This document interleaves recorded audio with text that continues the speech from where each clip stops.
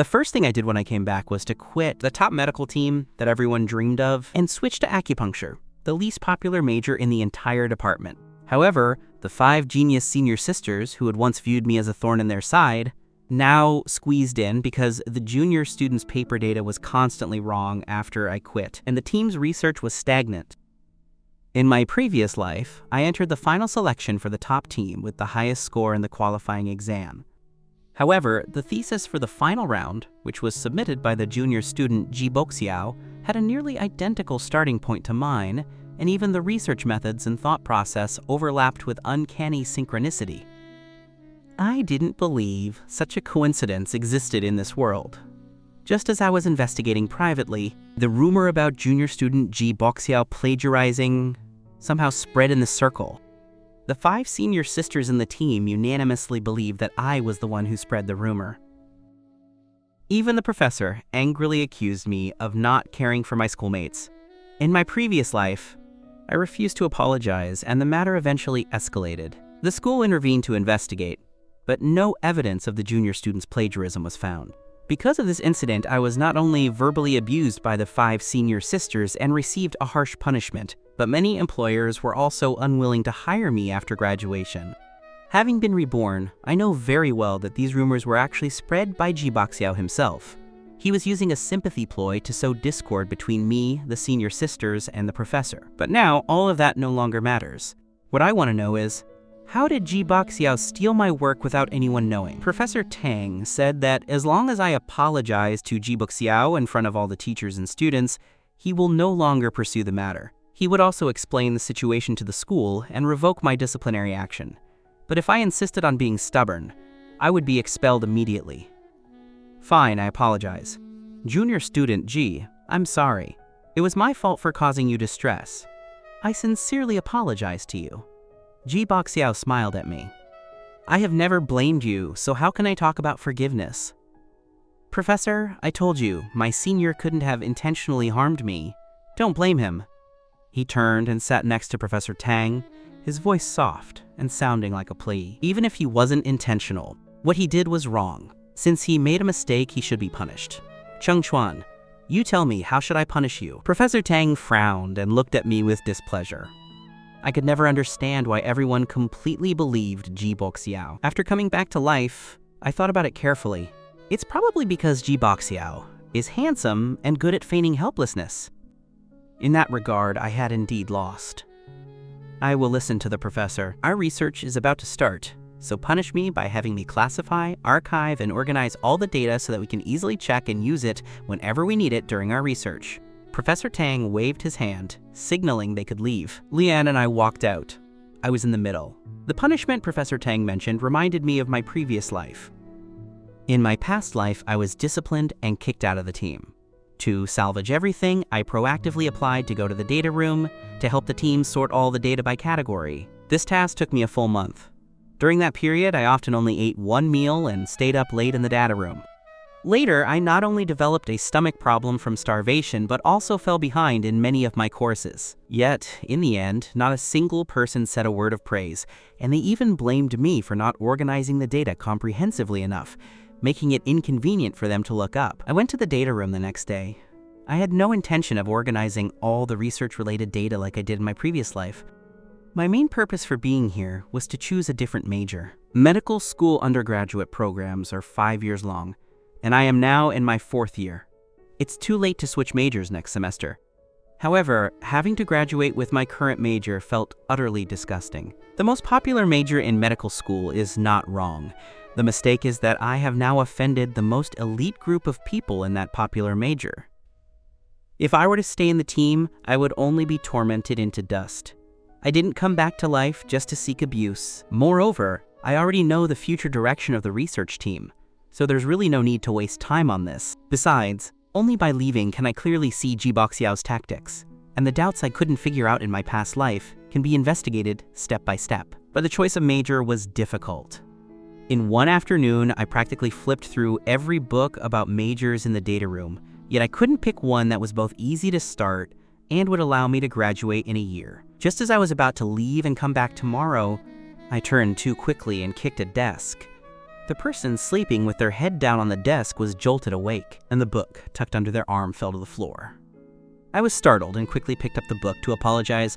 I'm sorry, I didn't mean it." My eyes landed on the book, and my apology abruptly stopped. "Whose book are you touching? Who gave you permission?" The woman snatched the book from my hand and turned to leave the data room. "Why did you provoke him?" Shen Nianjia came in from outside and pulled me aside. "Are you okay? Did he do anything to you?" I shook my head. "I'm fine. I accidentally knocked over his book. It's understandable that he's angry." "Senior Sister Shen, why are you here?" Shen Nianjia handed me the lunchbox she was holding. "I can't just leave you to organize all the data by yourself, can I?" I accepted the lunchbox without being overly polite. Compared to their indifference towards me in the previous life, after I apologized to Jiboxiao this time, their attitude was completely different. But I knew that all of this was based on my apology, not because they believed me. In my previous life, I didn't apologize. No matter how much I pleaded or explained, no one believed me. Later, when I was organizing the data, I once saw Shen Nianjia walking past the door with a lunchbox. I was so hungry that I couldn't stand it anymore, so I called out, "Senior Sister Shen," and asked if she could let me eat the food in the lunchbox first, so I wouldn't waste time eating. Shen Nianjia snorted at me at the time and told me that the food in the lunchbox was for junior student Ji, and someone like me, with such a corrupted moral character, didn't deserve to eat. She said I didn't deserve to eat just because I hadn't apologized to Jiboxiao. I opened the lunchbox and pulled my wandering thoughts back. "Thank you for the meal, Senior Sister." I found a corner to sit and eat, a thought flashing through my mind about the book I had just seen, Acupuncture and Moxibustion. It seemed like something I could study. If I remember correctly, this is the least popular major at the medical university, because there are relatively few job opportunities for traditional Chinese medicine, and even fewer acupuncturists. Very few students choose to study it, but its advantage is that it's simpler to get started compared to other majors. Moreover, it's rumored that because so few people choose it, the teachers have more time for instruction. It seems I need to spend some time researching this major. "What are you thinking about? I just called you, didn't you hear me?" Shen Nianjia walked over. I looked apologetic. "Senior Sister, do you know the person whose book I knocked over?" "You mean Muanqing?" Shen Nianjia's face showed contempt. I froze. So that was Muanqing. Rumor has it that the department has two figures, one black and one white. One is Gu Bayou, representing the light of day. The other is this Muanqing. She is the fog in the dark night, thick and black. This person doesn't get along with Senior Sister Gu and is too gloomy. "You better stay away from him," Shen Nianjia warned me. I sneered inwardly. Since she's someone who doesn't get along with Gu Bayou, then I need to get to know her better. I threw the lunchbox into the trash can, planning to look for more books about acupuncture. Seeing that I ignored her, Shen Nianjia seemed a little unhappy. "I just spoke to you. Did you hear me? You already upset Senior Sister Gu this morning. Don't do anything else she dislikes." I almost laughed out loud. It was exactly like this in my previous life. I wouldn't do anything they disliked because I cared too much about their feelings. But now, I only care about my own feelings. I didn't acknowledge Shen Nianjia's words, just glanced at her lightly, and turned to leave. My indifferent attitude startled Shen Nianjia. After knowing me for so long, I had never looked at her with such an expression. Shen Nianjia snorted, turned, and left the data room. When I found the book I wanted and came down, I wasn't surprised to see the data room empty. Shen Nianjia is an extremely selfish person. Because of her family background and ability, she can only secure her position in the team by flattering Gu Bayou. Initially, I was the team's most favored junior student, and Gu Bayou was especially fond of me. Shen Nianjia often used me to speak well of her in front of Gu Bayou during those years. Even when an experiment failed and almost ruined the research, it was through my pleading with Gu Bayou and Professor Tang that she was allowed to stay. But later, when I was framed by Jiboxiao and had a falling out with the team members, she was the first person to stab me in the back. I scoffed coldly. She couldn't stand a little cold shoulder and just left. What will she do later when I return the knives she stuck into me, one by one? I stopped letting Shen Nianjia occupy my thoughts, turned, and left the data room to go back to the dorm. I didn't notice the pair of cold, angry eyes that were watching me from behind. Shen Nianjia originally thought that after she left without saying goodbye, I would be desperate to call her to apologize and beg her to come back and help me. After all, there was a lot of data in the room, and I wouldn't be able to organize it all by myself quickly. But she didn't expect that I not only didn't look for her but also left the data room. This was completely unlike what the me she knew would do. Could it be that the obedient and good-natured kid from before was all a disguise? Shen Yanjia had an expression like she had discovered a big secret and turned towards the girls' dorm. Cheng Chuan, you just wait. I must expose your disguise and take revenge for junior student Jiboxiao. The suggestion to apologize to Jiboxiao came from Gu Bayou. It's clear that the person Gu Bayou cares about most now is Jiboxiao. If Shen Yanjia flatters Jiboxiao, Gu Bayou will definitely be happy. Originally, she had planned to ask me to apologize to Gu Bayou so their relationship could return to the way it was. At that point, there would be two people helping her speak well of her in front of Gu Bayou, but who told me to be so ungrateful and ignore her words? Then she couldn't be blamed. I carried my bag to the acupuncture department at the hospital. I had checked the school's official website and knew that Professor Tian, who teaches acupuncture, was leading a team for a clinic consultation today. Before I even reached the office, I ran into Professor Tian in the hallway. I just opened my mouth to say, "Professor Tian," when I heard her say, "Why are you only just arriving? Hurry up and change your clothes inside, then come with me to the treatment room." I heard that later stages of acupuncture teaching use a hands-on approach. For students interning locally, the professor leads them to a clinic consultation and teaches the interns during the outpatient process. I didn't explain and followed the person in front of me into the changing room. Compared to the dozens of students following Professor Tang during his practical teaching, Professor Tian's group was much smaller. Including me, there were only 3 interns. "Prepare the tools," Professor Tian said to the 3 of us, putting on a mask. I didn't know what to do, so I could only follow He Chang and assist him. "Is this your first time here? Which teacher recommended you?" He Chang handed me a set of silver needles to sterilize. "I didn't hear Professor Tian say there would be a new intern today. What's your name?" I glanced toward Professor Tian and, seeing that she hadn't noticed us, I sighed slightly in relief. "Cheng Chuan." He Chang looked at my face. "That name sounds familiar. Have we met before?" I was a little nervous. Acupuncture is my second major. This is my first time here, and I came specifically for this. We shouldn't have met before. "Haven't met?" He Chiang's sentence was interrupted by Professor Tian. "What do you think? Why so much nonsense?"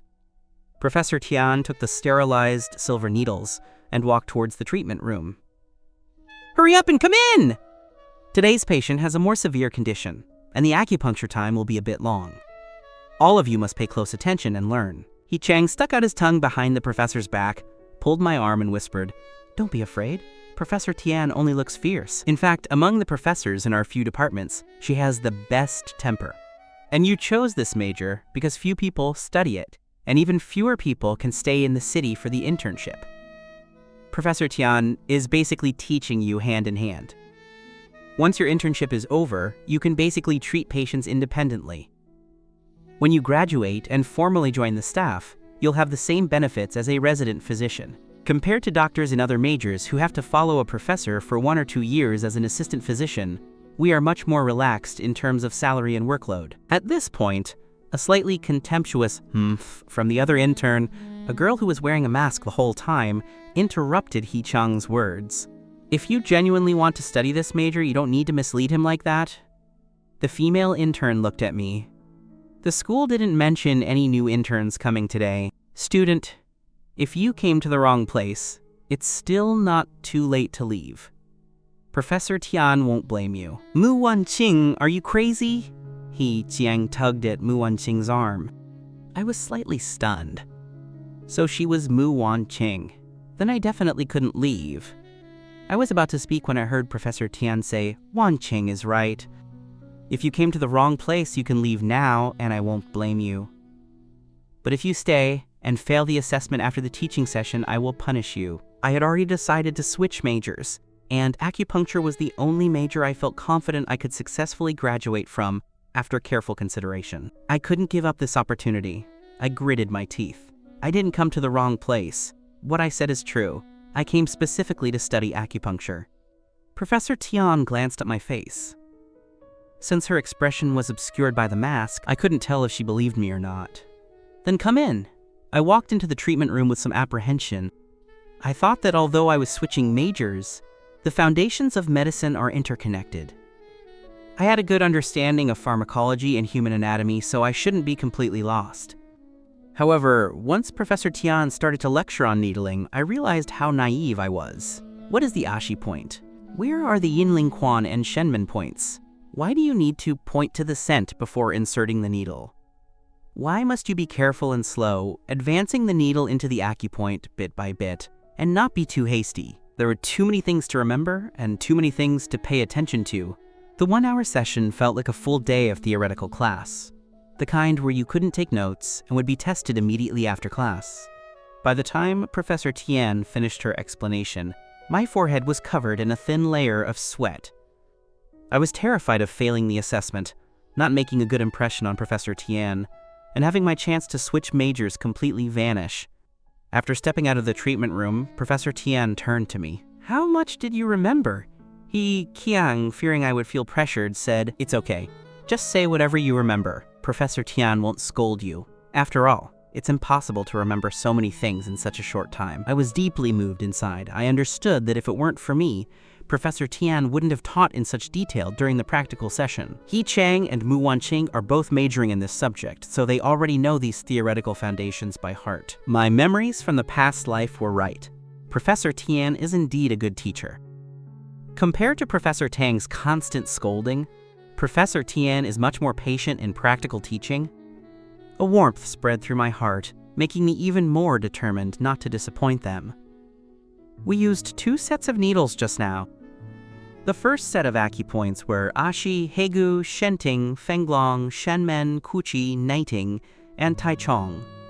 The second set of needling points were Taishi, Shenmen, Fuliu, Kuchi, Guanyuan, Hegu, Qihai, and Shuidao. The calming incense lit before acupuncture contains ingredients like agastache, cinnamon twig, mugwort leaf, lavender, and aucklandia. These are the ones I can roughly smell. After speaking, I looked nervously at Professor Tian. "Professor Tian, am I correct? You said you smelled the ingredients in the calming incense? Is that true?" Professor Tian was somewhat surprised. I nodded affirmatively. I took an elective course on Chinese herbal pharmacology in my sophomore year. I was studying for the school's pharmacology knowledge competition. I studied very hard to win the scholarship. "I knew your name sounded familiar." "So it was you." He Chang looked enlightened. "You were the one who won the competition and took home the 50,000 yuan prize money, right?" I looked apologetic. "I'm sorry, senior student. I really needed that money at the time." "Apologize for what? You won it with your own skill. It's not like I could just steal it from you." He Chang patted me, indicating he didn't mind. Professor Tian chuckled lightly. "Losing and still complaining. If it were you, you wouldn't even dare to bring it up." Muanqing took off her mask and gave He Chang an expressionless, cold look. Embarrassing. He Chang was about to curse when Professor Tian stopped him. "All right, you two go eat first. I need to talk with student Chang for a moment." My heart jumped. It turned out Professor Tian had already heard my words and knew I wasn't an intern assigned by the school. "Don't be afraid. If you really want to learn, talk to the professor properly. She will definitely agree." He Chang winked at me before Muanqing pulled him away. Only the 2 of us remained in the room, and I started to feel anxious again. "Professor Tian, I'm sorry. I lied just now. I am indeed not an intern assigned by the school, and I haven't even taken your classes before, apart from the elective in pharmacology." Professor Tian motioned for me to sit down. "Don't be nervous. Not many students choose this major. If someone genuinely wants to learn, and their intentions are good, I'm willing to teach. However, the pharmacology competition was 2 years ago. You said you were a sophomore then, so by my calculation you are now in your senior year 2nd semester. The semester is about to end, which means you have already started your internship. It's not that easy to switch to a new major now. What are your thoughts?" I didn't hesitate to tell her the truth. I didn't pass the assessment to become a member of Professor Tang's research team. That means I have to find a new internship unit. This goes against my initial intention of researching that major. I would rather switch to a major that I can excel at. Professor Tian nodded slightly. Professor Tang is indeed the top authority in his field in the country. If you can't join his team, it will be difficult for you to achieve anything substantial in that major. However, my major isn't a cabbage at the market that you can just pick up. What makes you think you can excel in my major? Towards the end, a flash of sharpness crossed Professor Tian's face. I knew that if I didn't answer well, I wouldn't just miss the chance to study acupuncture, I would also offend Professor Tian. I took a deep breath and spoke with extreme sincerity. I don't think I'll definitely be able to excel in this new major.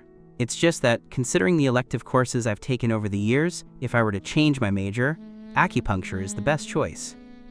Furthermore, I've looked into the development prospects of traditional Chinese medicine in the country these past few years. As long as I study it in depth, the achievements I make in the future may not necessarily be inferior to those made by the people under Professor Tang. My words amused Professor Tian, who had been maintaining a serious expression. You are quite the smooth talker, young man. Are you praising me as being better than Professor Tang? You must know that the major I teach is the least popular one on campus. Very few people pursue it up to a doctoral degree. Professor Tang's side is completely different. Every year, students have to fight for a spot in his classes. Those who manage to enter his research team can directly join a national-level research center after graduation.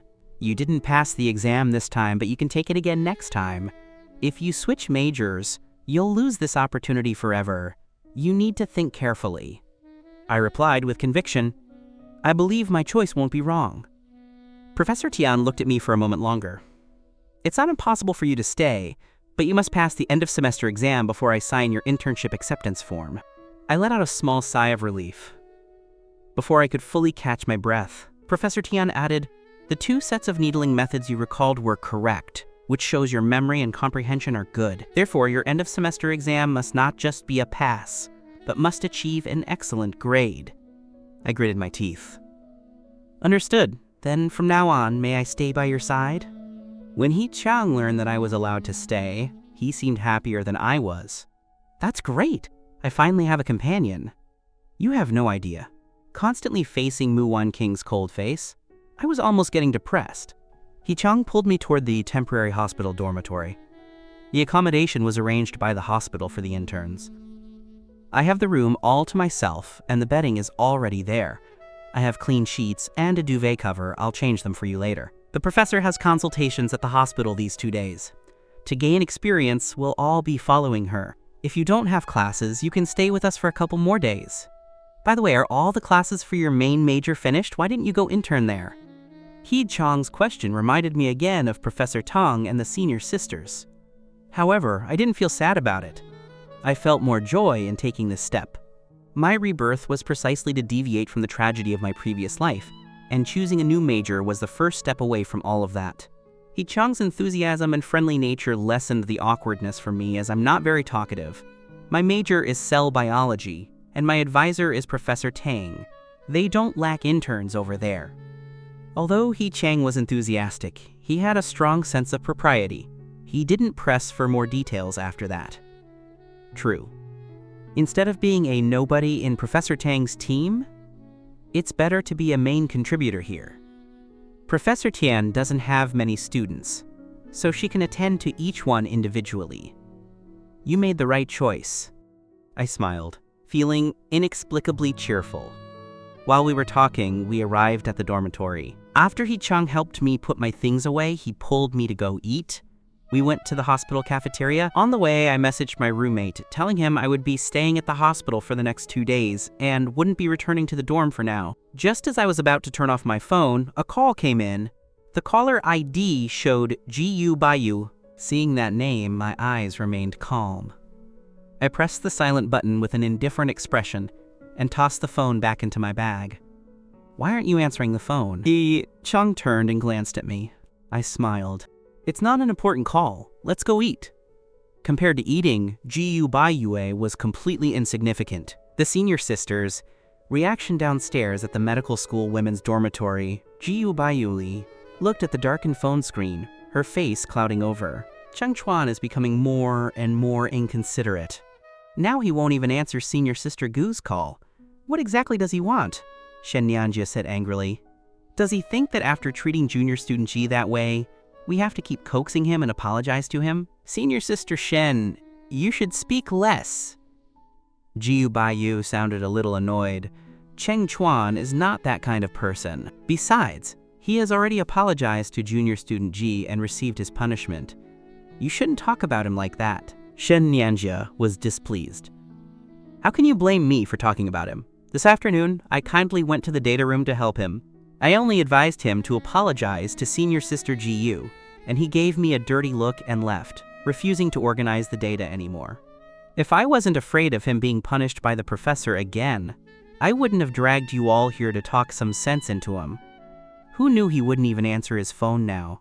Shen Nianjia's words silenced the others, and their faces didn't look too good. They also began to feel a sense of blame towards me. Gu Bayou called my dorm. The call ended quickly. She looked at Shen Nianjia with a grim face. You said Cheng Chuan just left because he was angry at you. Didn't you notice what was wrong with him? Gu Baiyu's face, which was as dark as ink, softened slightly. Liu Xiaoyun sighed. His roommate said he went straight to the hospital after coming back this afternoon, and it seems he's been admitted. He won't be back anytime soon. He's probably faking it, right? He looked perfectly fine when I saw him this afternoon. Shen Nianjia didn't believe it at all. Fang Roro glared at her. So, he had to bribe a doctor to arrange for him to be admitted to the hospital for 2 days? Who knows if he's really hospitalized? Otherwise, why won't he even answer his phone? Shen Nianjia's temper flared up. Gu Bayou looked at the others. Everyone, calm down. Cheng Chuan is always frugal and doesn't have many friends. If he wasn't hospitalized, he wouldn't fail to return to school. Yifan, go find out which hospital he's at. We'll go see him later. Why did he suddenly get sick out of nowhere? Just as Liu Xiaoyun was about to leave, Chin Yao grabbed her. Senior sister, we promised to eat with junior student G tonight. He just returned to school and his emotions are unstable.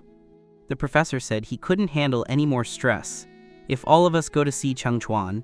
Before she finished speaking, Gu Bayou interrupted. You're right. We can't break our promise to junior student G. We'll put Cheng Chuan aside for now. He has always been good at taking care of himself, so I don't think we need to worry too much. Fang Ruru's expression dimmed upon hearing this. What about the data room? With him in the hospital, who knows when he'll finish organizing everything? The professor might get upset. He's already displeased with Cheng Chuan. If he further delays the project, he might get kicked off the team. Gu Bayou raised a hand to press her temples. He's been working with us on research for so many years, and we've developed a tacit understanding. I don't want him to leave right now. As for the data room, we'll all go help. The others exchanged glances and agreed. We'll follow senior sister's lead. We'll follow senior sister's lead. The resignation, I didn't know that the task which caused me to develop a stomach problem in my previous life was now being taken over by Gu Bayou and the others. At this time, He Chang and I had finished eating and returned to the dorm.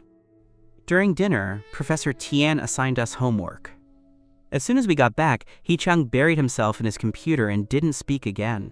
I'm not a talkative person either, but after turning on my computer, I didn't rush to do the homework. Instead, I first wrote an email to withdraw from Professor Tang's research team. In my previous life, after I was disciplined, I did many things to try and win back the senior sisters and Professor Tang. Eventually, they finally relented and allowed me to join the team. After joining, my internship records fell into Professor Tang's hands. Because of the disciplinary action on my record, I had no choice but to humble myself and obey Professor Tang in everything to ensure he would write a favorable internship review for me for a good job after graduation. But in the end, I did all the dirtiest and most exhausting work in the team, and even broke through several research bottlenecks. Yet my review only contained the sentence, his character is mediocre, and his professionalism is poor. He is suitable for basic research and internal administrative work, and is not qualified for academic research. Seeing the review, I was furious and ran to confront Professor Tang. His response at the time was, I will never allow someone with such a corrupt moral character to enter an academic research lab. I must be responsible to the entire medical community. What noble-sounding words, but I was so foolish back then. I just felt that Professor Tang misunderstood me and was determined to change his impression, continuing to do the backbreaking, thankless work until they sent me to jail. Now, I will never give Professor Tang the chance to control me again. My internship report must be excellent, and my internship review must be fair and truthful. I pressed the enter key, sending the email to Professor Tang. At that moment, it felt as if a lifetime of built-up frustration was slowly released from my heart. Gu Bayou is a native of Shenzhen City with a prominent family background. To treat Jiboxiao to dinner, she reserved a private room at the most luxurious restaurant near the school. The moment Jiboxiao entered, he hooked his arm around Gu Bayou's. "Senior sister, why didn't senior student Cheng Chuan come? Is he still mad at me?" "Of course not." Gu Bayou took a bowl and chopsticks for him. "He's sick. We didn't tell him about this dinner." Jiboxiao looked nervous, grabbing Gu Bayou's sleeve, his face full of worry. "What's wrong? Is it serious? I want to go see him. His health has always been good, so even if he's sick, it shouldn't be serious." Chen Yanjia poured him some tea to flatter him. "He won't even answer senior sister Gu's phone. We want to go see him, but we can't find him." Jiboxiao blinked, his expressive eyes turning to Gu Bayou. "Maybe he didn't hear it because he was sick? Why don't we call him again? He was still full of life this morning when he saw me. How could he get sick so suddenly?" Jiboxiao felt I was faking it to gain the senior sister's sympathy and avoid punishment. Fang Ruro was a little worried about me. "Senior sister, try calling again. Maybe he really didn't hear it before." "Only you are worried about him," Shen Yanjia sneered. "I think he's doing it on purpose. This morning he used senior sister Gu's medal to apologize to junior student G, and now he won't answer senior sister Gu's call. Can't you see? He's deliberately throwing a tantrum at senior sister Gu, still blaming her for making him apologize to junior student G." The medal incident had already made Gu Bayou very uncomfortable. Her anger had subsided by half because I was supposedly sick. Otherwise, she wouldn't have helped me organize the data. But now that the issue was brought up again, and I, indeed, didn't answer her call, Gu Bayou's temper flared up once more. "Let's just eat. Don't worry about him. He was the only boy in the team before, and we spoiled him too much, which made him forget his place. He's becoming more and more disrespectful in his actions. This incident is a good lesson for him, so he won't act so recklessly in the future." Seeing that Gu Bayou had spoken, the others couldn't say much more. But Fang Ruperto was still uncomfortable. She had known me the longest, and I had a part in her joining the team. She didn't want me to be hated by everyone. Cheng Chuan is just overthinking things this time. He just wanted to get into the team too much, which is why he made a mistake subconsciously. Now that he has admitted his mistake, apologized, and been punished, I believe he definitely won't hurt junior student G again. Jiboxiao sneered inwardly. He had guessed that these senior sisters wouldn't give up on me so easily, especially Fang Roro. It seemed he had to find a way to make Fang Roro hate me as soon as possible to prevent future problems. Senior sister Fang is right. I believe senior student Cheng Chuan was just impulsive this time, which is why he slandered me. After all, you have been a team for so long, and the 5 senior sisters all care for him. It's only natural for him to feel uncomfortable when I suddenly join the team and you all pay so much attention to me. I understand all of this, so I don't blame him. Jiboxiao's words were earnest, his face expressing a "it's all my fault" look that made the maternal instincts of the women begin to well up. Junior student G is so sensible. Shen Yanjia turned the newly served dish towards him. "You've lost weight these past few days. Eat more." Gu Bayou also added a piece of meat to his bowl. "If only Cheng Chuan were as sensible as you." Suddenly, everyone was happy and amiable, and I was completely forgotten. However, they hadn't been eating for long when Gu Bayou received a call from Professor Tang. "Did you know about Cheng Chuan wanting to quit the team?" Gu Bayou's muffled voice made the private room fall silent. "Did he say it to you in person? Could he just be saying it out of anger?"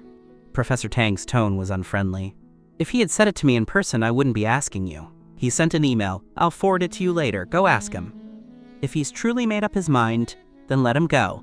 My team doesn't need people with such poor character. Who does he think he is, trying to challenge me?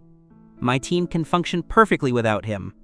Professor Tang was clearly very angry. In his opinion, allowing me to stay in the team was an immense favor. His research team represented the highest level in that field in the country, and it wasn't a place anyone could join just because they wanted to. He was furious that I was giving up at this time and causing him trouble. As soon as Gu Bayou hung up, she saw the email Professor Tang forwarded. It was indeed my resignation letter. Her brows furrowed deeply, and an unexplainable anger surged in her heart. She should have been happy that I made a fool of myself in public and was now leaving the team. But why was she not happy at all upon seeing my resignation? Instead, she felt a dull ache in her chest. What's wrong, senior sister? Jiboxiao tugged on her sleeve and shook it. Gu Bayou threw her phone onto the table. Cheng Chuan wants to leave the team. He just sent an email to the professor. The professor is very angry and wants me to ask him if he's serious. Is he crazy? Liu Xiaoyun jumped up. He was the one who desperately wanted to get in, and now he's the one who's leaving just like that. What exactly does he want? Shen Nianjia sneered. I told you he was throwing a tantrum. In the end, he still wants to drive junior student Ji away, thinking the team can't function without him. This is the country's most elite research team, a place countless interns dream of. I don't believe he can just give it up. Chin Yao also didn't believe it. Fang Ruo, however, did not think so. She had turned pale as a sheet the moment she saw the email, and her breathing became uneven. When has Cheng Chuan ever joked about formal matters? At her mention, everyone remembered. I was always a serious person, meticulous and solemn in everything I did. I never joked about these things. Does he really want to leave?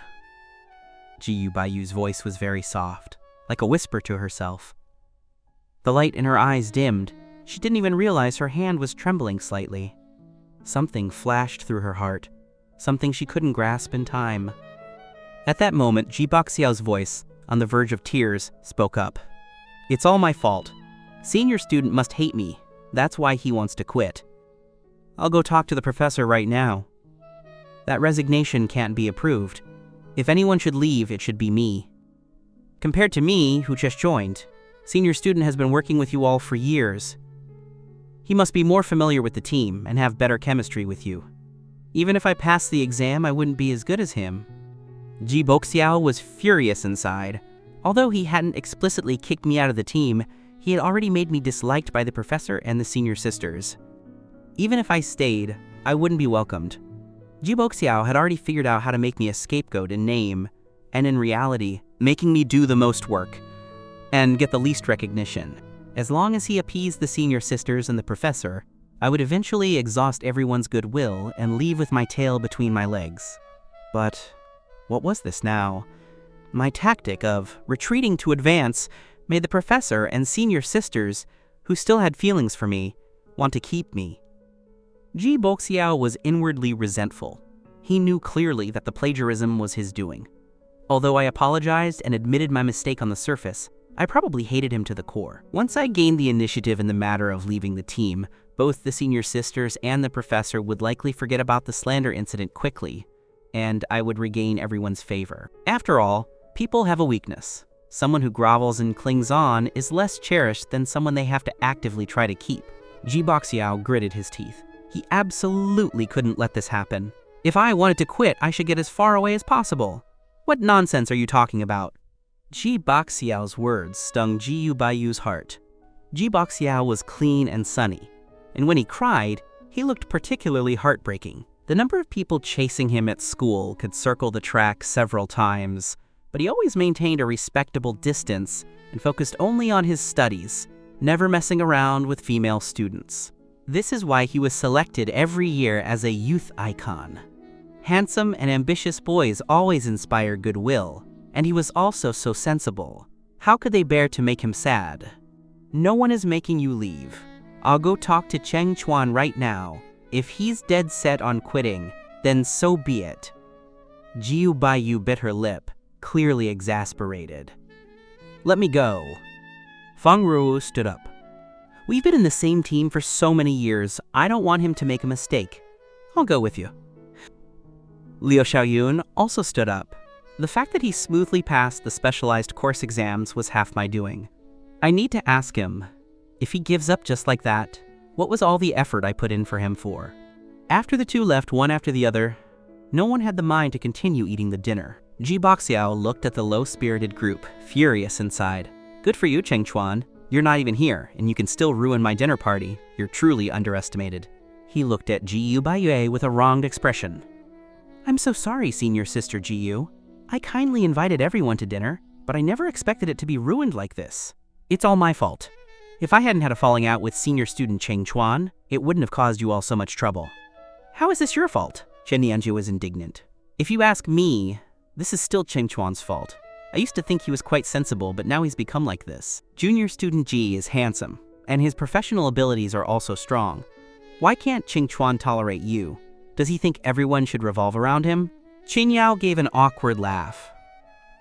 Junior student G is indeed right about that. We can only say that human jealousy is terrifying, right, senior sister Gu? Right about what? Eat your food. Gu Bayou glanced at Jiboxiao. Don't listen to Chin Yao's nonsense. You are both my junior students, and my attitude towards you is the same. I never thought Cheng Chuan would dislike someone over something like this. If that's the case, I owe you an apology. Jiboxiao quickly shook his head. No. This has nothing to do with senior sister Gu. If senior student really hates me because of this, I'll explain everything clearly to him another day. No need to explain. Gu Bayou's face darkened. He has no right to control who I am close to. If he loses his composure over something like this, it will only make me dislike him even more. It's probably better for him to leave the team early. Jiboxiao was secretly overjoyed. Gu Bayou was, after all, on his side. I opened my eyes and stared at the ceiling, still feeling a bit unreal. I'm really alive again. I was no longer that poor soul locked in prison, suffering from depression, sleepless all night, and constantly contemplating hitting my head against the wall.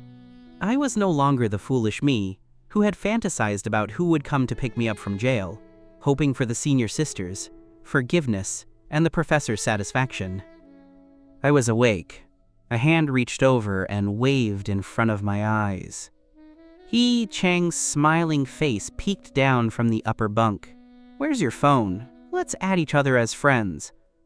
I'll send you the consultation data for today later. I got up, tidied myself, and picked up my phone. 21 missed calls. Besides Shen Yanja, the other 4 had all called. My VX was full of messages. Their small private group and individual messages from Fong Ruruo and others. In my previous life, I would have excitedly replied to them one by one.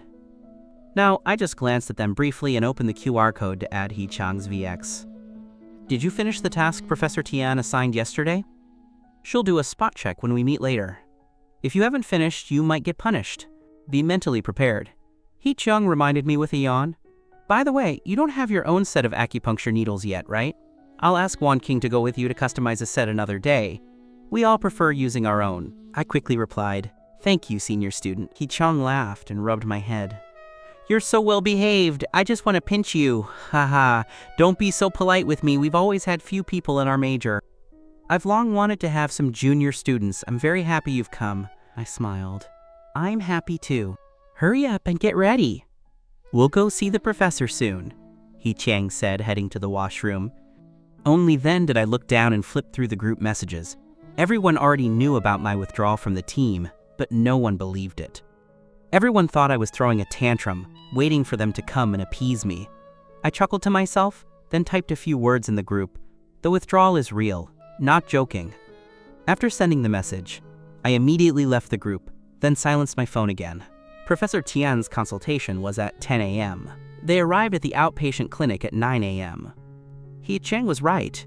Professor Tian wanted to assess them before the consultation. Muanqing, you go first. There's a dummy over there. Bring it over and perform the needling technique I taught you yesterday. Professor Tian pointed to the dummy. Hearing this, I subtly breathed a sigh of relief. Yesterday, when Professor Tian was teaching Muanqing the needling technique, she didn't force He Chang and me to follow along. My memory is good. I can basically remember things just by listening once. The acupuncture points are marked on the dummy, so performing the needling wouldn't be difficult. But when Muanqing started performing the acupuncture, I realized how naive I was. How could Professor Tian, a peer of Professor Tang, go easy on her only few students during an assessment? To finish 21 points in just 15 seconds, with the points even separated into front, back, left, and right sequences, it required not only a good memory, but also practice day and night. The moment Muanqing stopped, Tian Zening looked at me. Do you have anything to say? I might not be able to reach her speed and accuracy even if I practice for a year without food or sleep. I swallowed. But I think if we don't consider those two things, I still have hope of graduating successfully. Tian Zening's face sank. You only want to graduate successfully? Of course not. I shook my head. If I can pass the postgraduate entrance exam, I will continue to specialize in this major. I want to achieve something on this path. Tian Zenning's expression softened slightly. A reason besides the two you mentioned yesterday? I pursed my lips, a rare smile appearing at the corner of my mouth. What if I told you I've fallen in love with it, Professor? Would you believe me? Tian Zenning burst out laughing. Good, good, good! You have good taste. It's right that you like it. Remember what you said. If you don't choose this major for your postgraduate studies, I have ways to make sure you won't be able to graduate. He Chang secretly tugged on Muanqing. Look at our mom. Doesn't she look like a bandit luring an innocent young boy? Tusk, tusk, tusk. Poor little Cheng Chuan still doesn't know the dangers of the human heart and has been tricked. No one tricked him, Muanqing said with a cold face. He Chang shrugged. How is no one tricking him? Our mom has been eyeing Cheng Chuan, the top student in the department, for a long time. She wanted to snatch him from Professor Tang and make him study traditional Chinese medicine. Now she's finally gotten him to join. Mu Wanqing's face darkened and she glared at He Cheng. He came to us on his own accord. Yes, yes, yes. He Cheng nodded hastily. But how do you know he came to our door? Maybe he came to the hospital to look for another professor, and our mom poached him. You're overthinking it. Mu Wanqing gave him a look as if he were an idiot. He's already in his senior year. If he wants to change his major, acupuncture is the best choice. Why would he switch majors when he was doing so well in a popular one? Chang couldn't figure it out. Even if he wanted a double degree, why choose a niche major? He had no other choice. Mu Wanqing tossed a tablet to He Cheng. He Chang scanned the school forum displayed on the screen. Cheng Chuan slandered Jiboxiao for plagiarism, was disliked by the team, was subject to public criticism, and was even required to apologize. But even so, he didn't have to leave the team and come to us. After all, that's Professor Tang's highly sought-after team. Mu Wanqing's smile was scornful. Because he's not stupid. Instead of being a punching bag over there, it's better to be the professor's last accepted student here. If it were you, what would you choose? I'd definitely choose the popular one, He Chang said, as if it were the most natural thing in the world. You know that if it weren't for acupuncture being a family tradition, I wouldn't have chosen it at all. From Chen Chuan's perspective, to secure a good job in the future, I would definitely stick with Professor Tang's team, even as a small, insignificant presence. At least he'd be a small presence in a top team, which is better than our niche major with little research prospect. Mu Wanqing looked at him with the idiot expression again. So you went to great length to convince him to stay before, so you could run away? Do you want me to tell Auntie about this? Shut up! He Chang's face was ferocious. My efforts to keep him here were to help you get revenge, weren't they? Don't think I don't know why you chose this major in the first place. Mu Wanqing's face instantly went cold. Look at your post and talk less. Little Cheng Chuan's withdrawal from Professor Tang's team has been made public, and the school forum is discussing it. Who did he offend to have his retreat cut off like this? He Chang chuckled twice. Oh well, now I don't need to persuade him anymore. He has no choice but to stay. Mu Wanqing picked up the tablet, briefly flipped through it, and a meaningful smile appeared at the corner of her mouth. Do you remember the incident where Auntie and Professor Tang fought over a student? Do you want to help Auntie get some revenge? Years ago, Tian Zhenning and Professor Tang had similar research directions. Both were high-level professors with rich teaching experience and equal standing. That year, there was a promising student among the new graduate students, and both wanted to bring him into their team. The student had initially promised Tian Zhenning, but later, no one knew what underhanded tactics Professor Tang used. But the student changed his mind. This incident became the reason Tian Zhenning later abandoned popular majors and shifted her research direction completely opposite to Professor Tang's, ensuring she would lose the chance to steal her students again. However, the majors Tian Zhenning taught afterward were all too niche, which led to her being a laughingstock among teachers for a long time. Everyone said she had completely lost Professor Tang. What are you planning? He Chang looked nervous. Don't mess around. Cheng Chuan might not want people to know he changed majors. You can't just make it public without his permission. Mu Wanqing glanced at He Cheng, then suddenly walked over to me. When did you withdraw from Professor Tang's team? I was startled. I wrote the resignation application last night. I didn't know why Mu Wanqing suddenly asked me this. And do you want to make the matter of joining Professor Tian's team public? Muanqing continued to ask. A flash of surprise crossed my face. Can I? Can I really join Professor Tian's team? Didn't you say I had to wait until the end of semester exam? If I can join Professor Tian's team, of course, I want to make it public. That way, the Gu Bayou group will also see my determination. I'm not here to play games. I'm genuinely leaving the team. Muanqing smiled sweetly. Then let's make it public. You little rascal. Tianzining scolded playfully but didn't object. Instead, she pulled me over. The acupuncture points you memorized just now are correct. However, merely memorizing the names of the points is not enough. You must be able to accurately locate them on different parts of the body. I'm giving you 3 days. I'll test you again in 3 days. There will be punishment if you fail. I was already beaming. I can definitely pass, Professor. Don't worry. So, is the news about me joining the team true? You guys aren't tricking me, are you? Muanqing has already made it public. How could it not be true? Hiqiang walked over, pointing at Muanqing, who was operating her tablet. In my joy, I immediately hugged him. That's wonderful. It's truly wonderful. This was the happiest thing that had happened since my rebirth.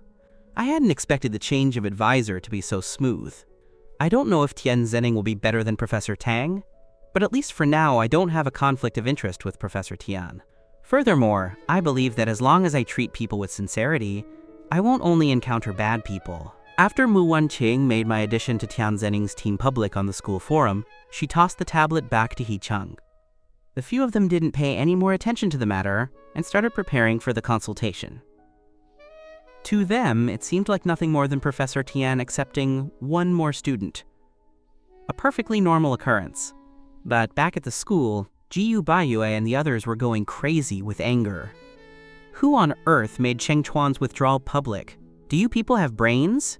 Liu Xiaoyun said with a tearful face. Yesterday, Ruruo and I searched several hospitals but couldn't find Cheng Chuan. He hasn't answered his phone either.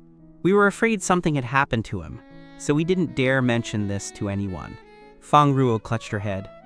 Cheng Chuan isn't impulsive. Even if he wanted to quit, he wouldn't announce it everywhere online. He doesn't have that kind of cunning.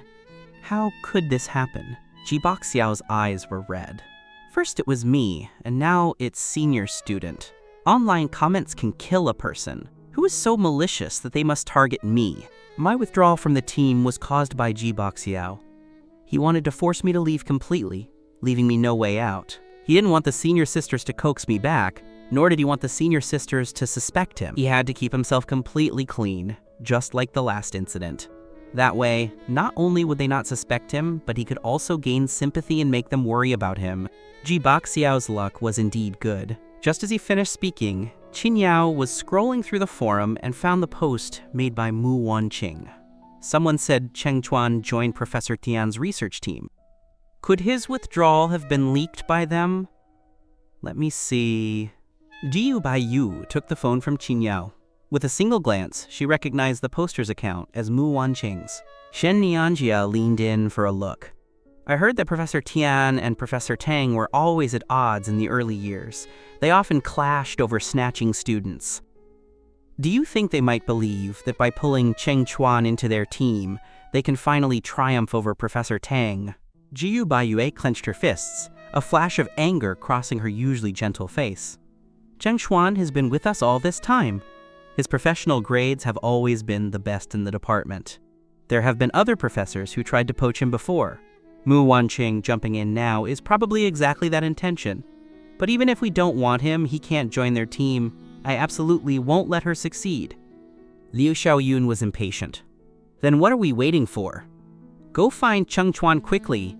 His nature is simple, and he's sick right now. This is when he's most vulnerable. He might be easily tricked into joining them. It might not be entirely Muanqing's idea, Shen Nianjia said with a cold look.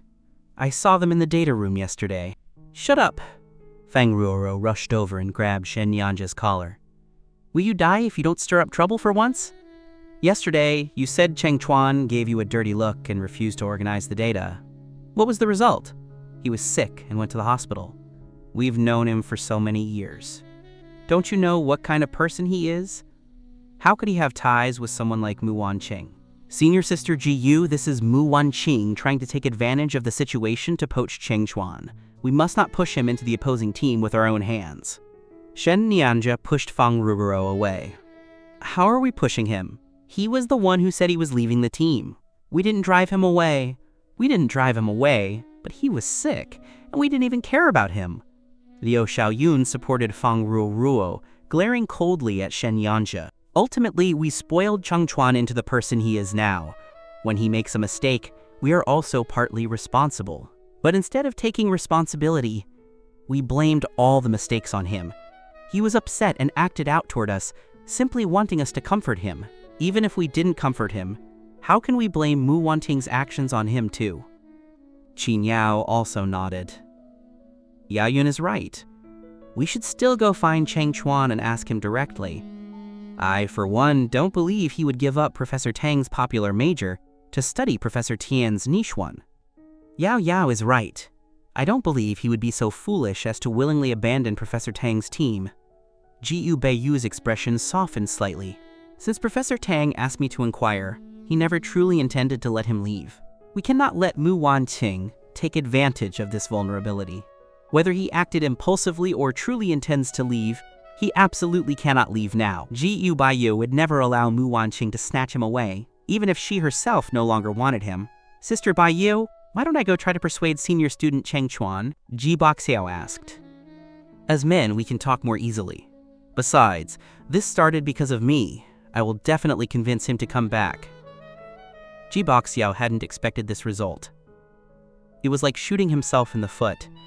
He thought he could cut off my retreat, but Muanqing jumped in and interfered. Now I had become an object of contention between two parties.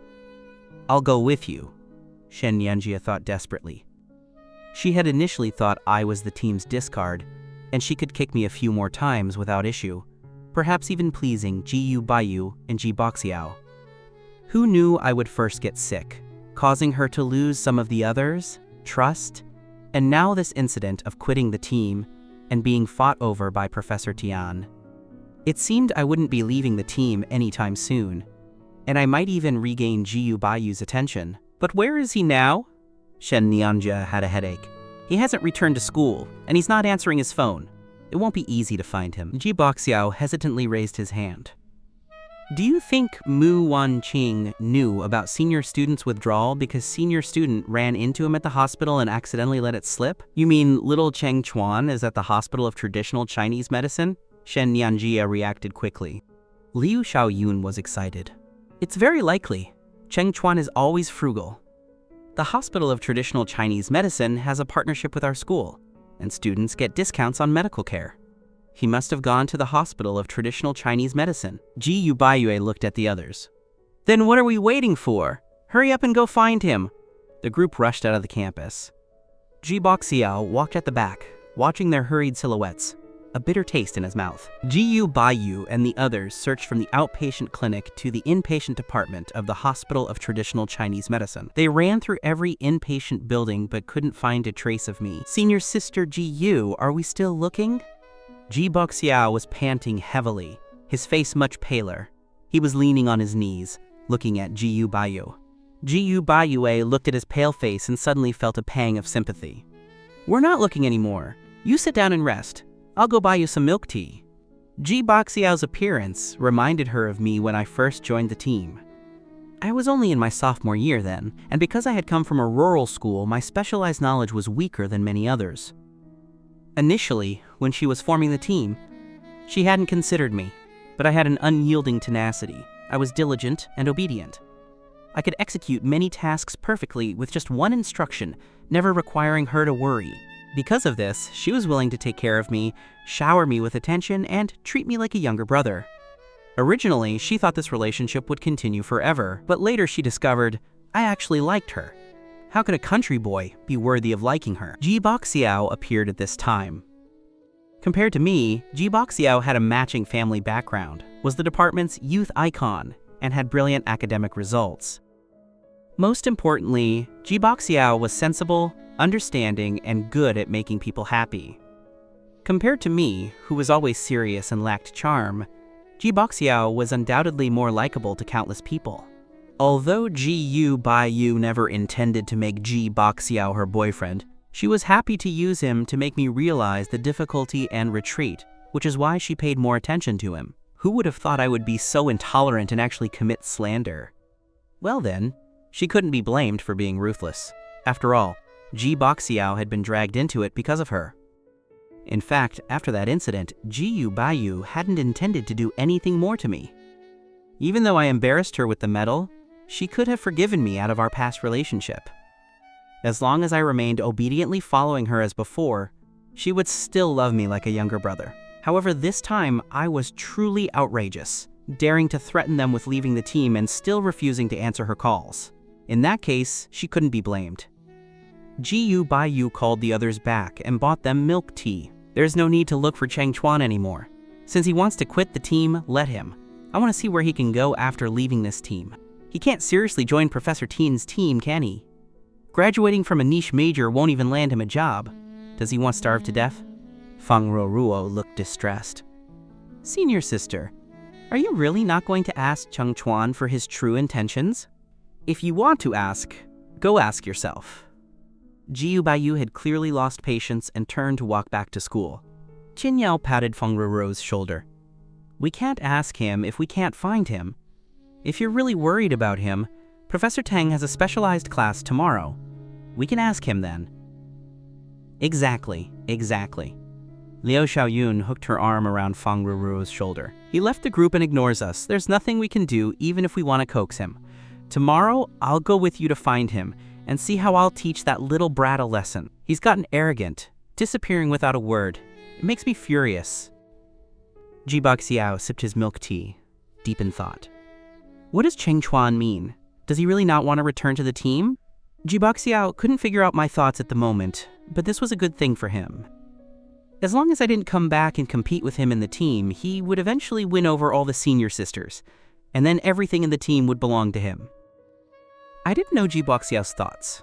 At this moment, I was busy recording the consultation process. In the consultation team, I saw several familiar faces, big names in various research fields of medicine in the country, people you usually only see in medical journals. A small incident occurred in the second half of the consultation. A professor with achievements in the field of pharmacology suggested to Professor Tian regarding the research on combining cell biology and acupuncture for treatment. I think we should still invite Professor Tang to join. After all, he is an expert in the field of cell biology. Everyone here should know that. Don't treat me like I'm dead.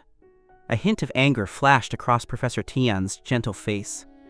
If you don't know the bad blood between him and me, I suggest you go find some gossip to catch up. What kind of expert is he? Should I invite him here to kill my patient? The professor who made the suggestion was quite annoyed. Professor Tian, your words are a bit too harsh. Our goal is to conquer cell-related diseases. We should recruit anyone who can help with the research. How can you let personal grievances keep someone who would be helpful to our research team outside the door? That does not befit your status as a physician, Professor Tian snorted. Then I apologize. My team does not need someone like Professor Tang to join. If you think he's capable, go find him. You are not welcome here. That's too powerful, I swallowed, looking at Professor Tian with admiration. My new mentor is so strong-willed, and I seem to have unintentionally ended up on Professor Tang's rival's side. That's exciting to think about. Will Gu Bayou and the others think I did this on purpose? The answer is, I did it on purpose. Let them be furious. What are you laughing at? Hurry up and show off your knowledge of pharmacology and cell biology to this professor, so he knows that even a temporary intern in my team is not just here to fill a spot. Professor Tian suddenly pulled me forward. Hello, professors.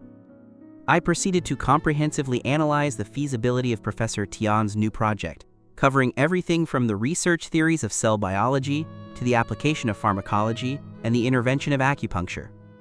My speech wasn't long, but it silenced the room. And even Professor Tian couldn't help but look impressed. This boy seems even more outstanding than she thought.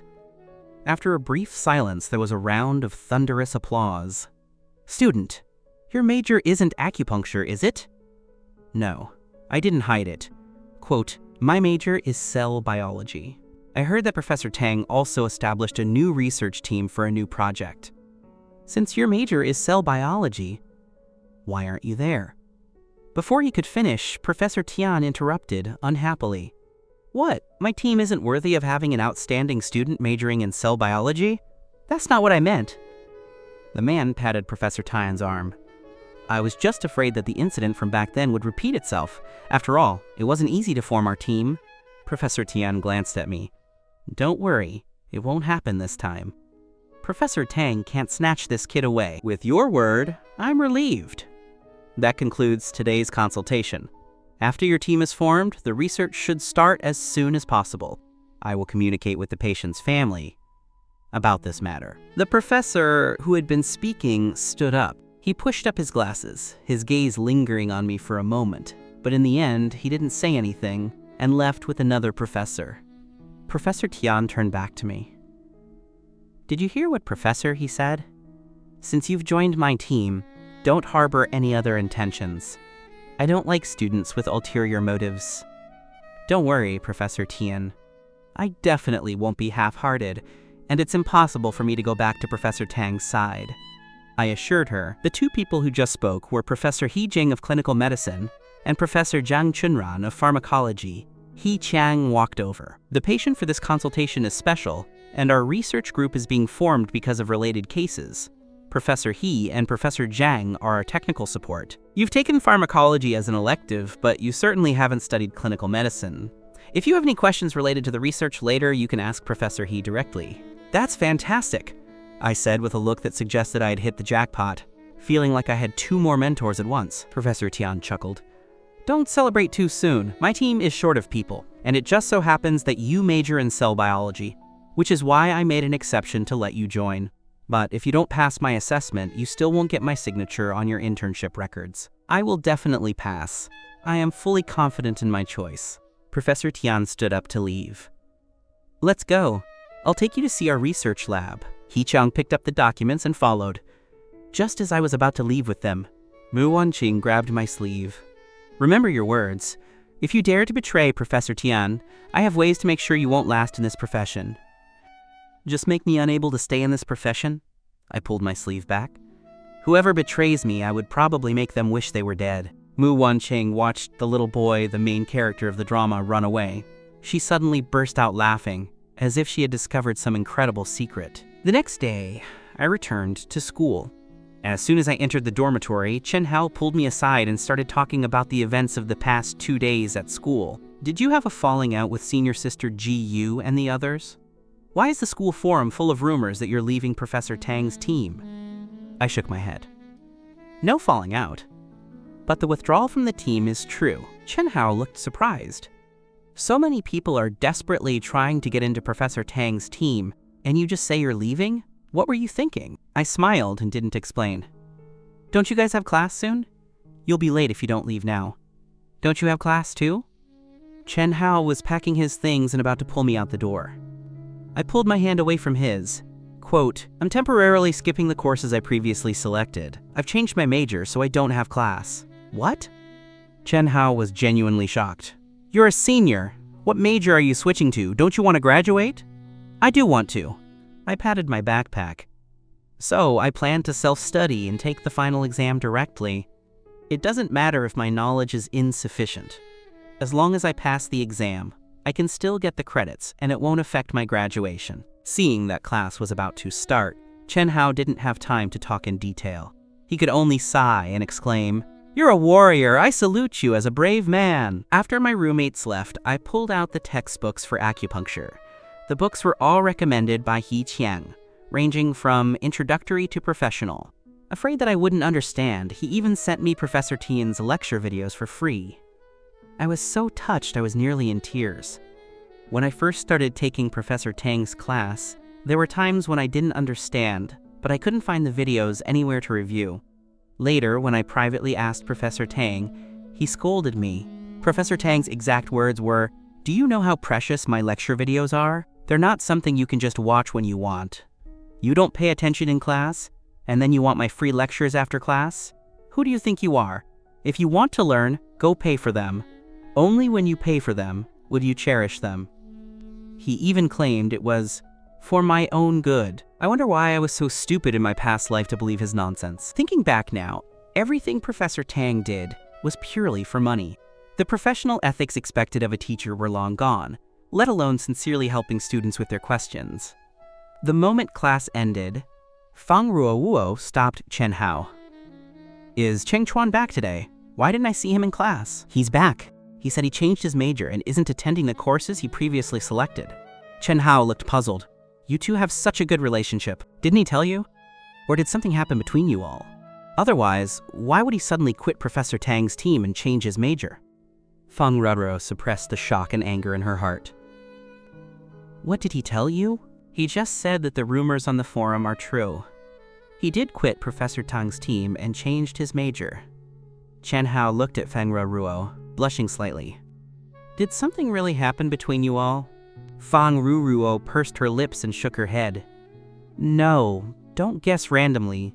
Do you know what new major he chose?" "I don't know. He didn't say." Chen Hao shook his head.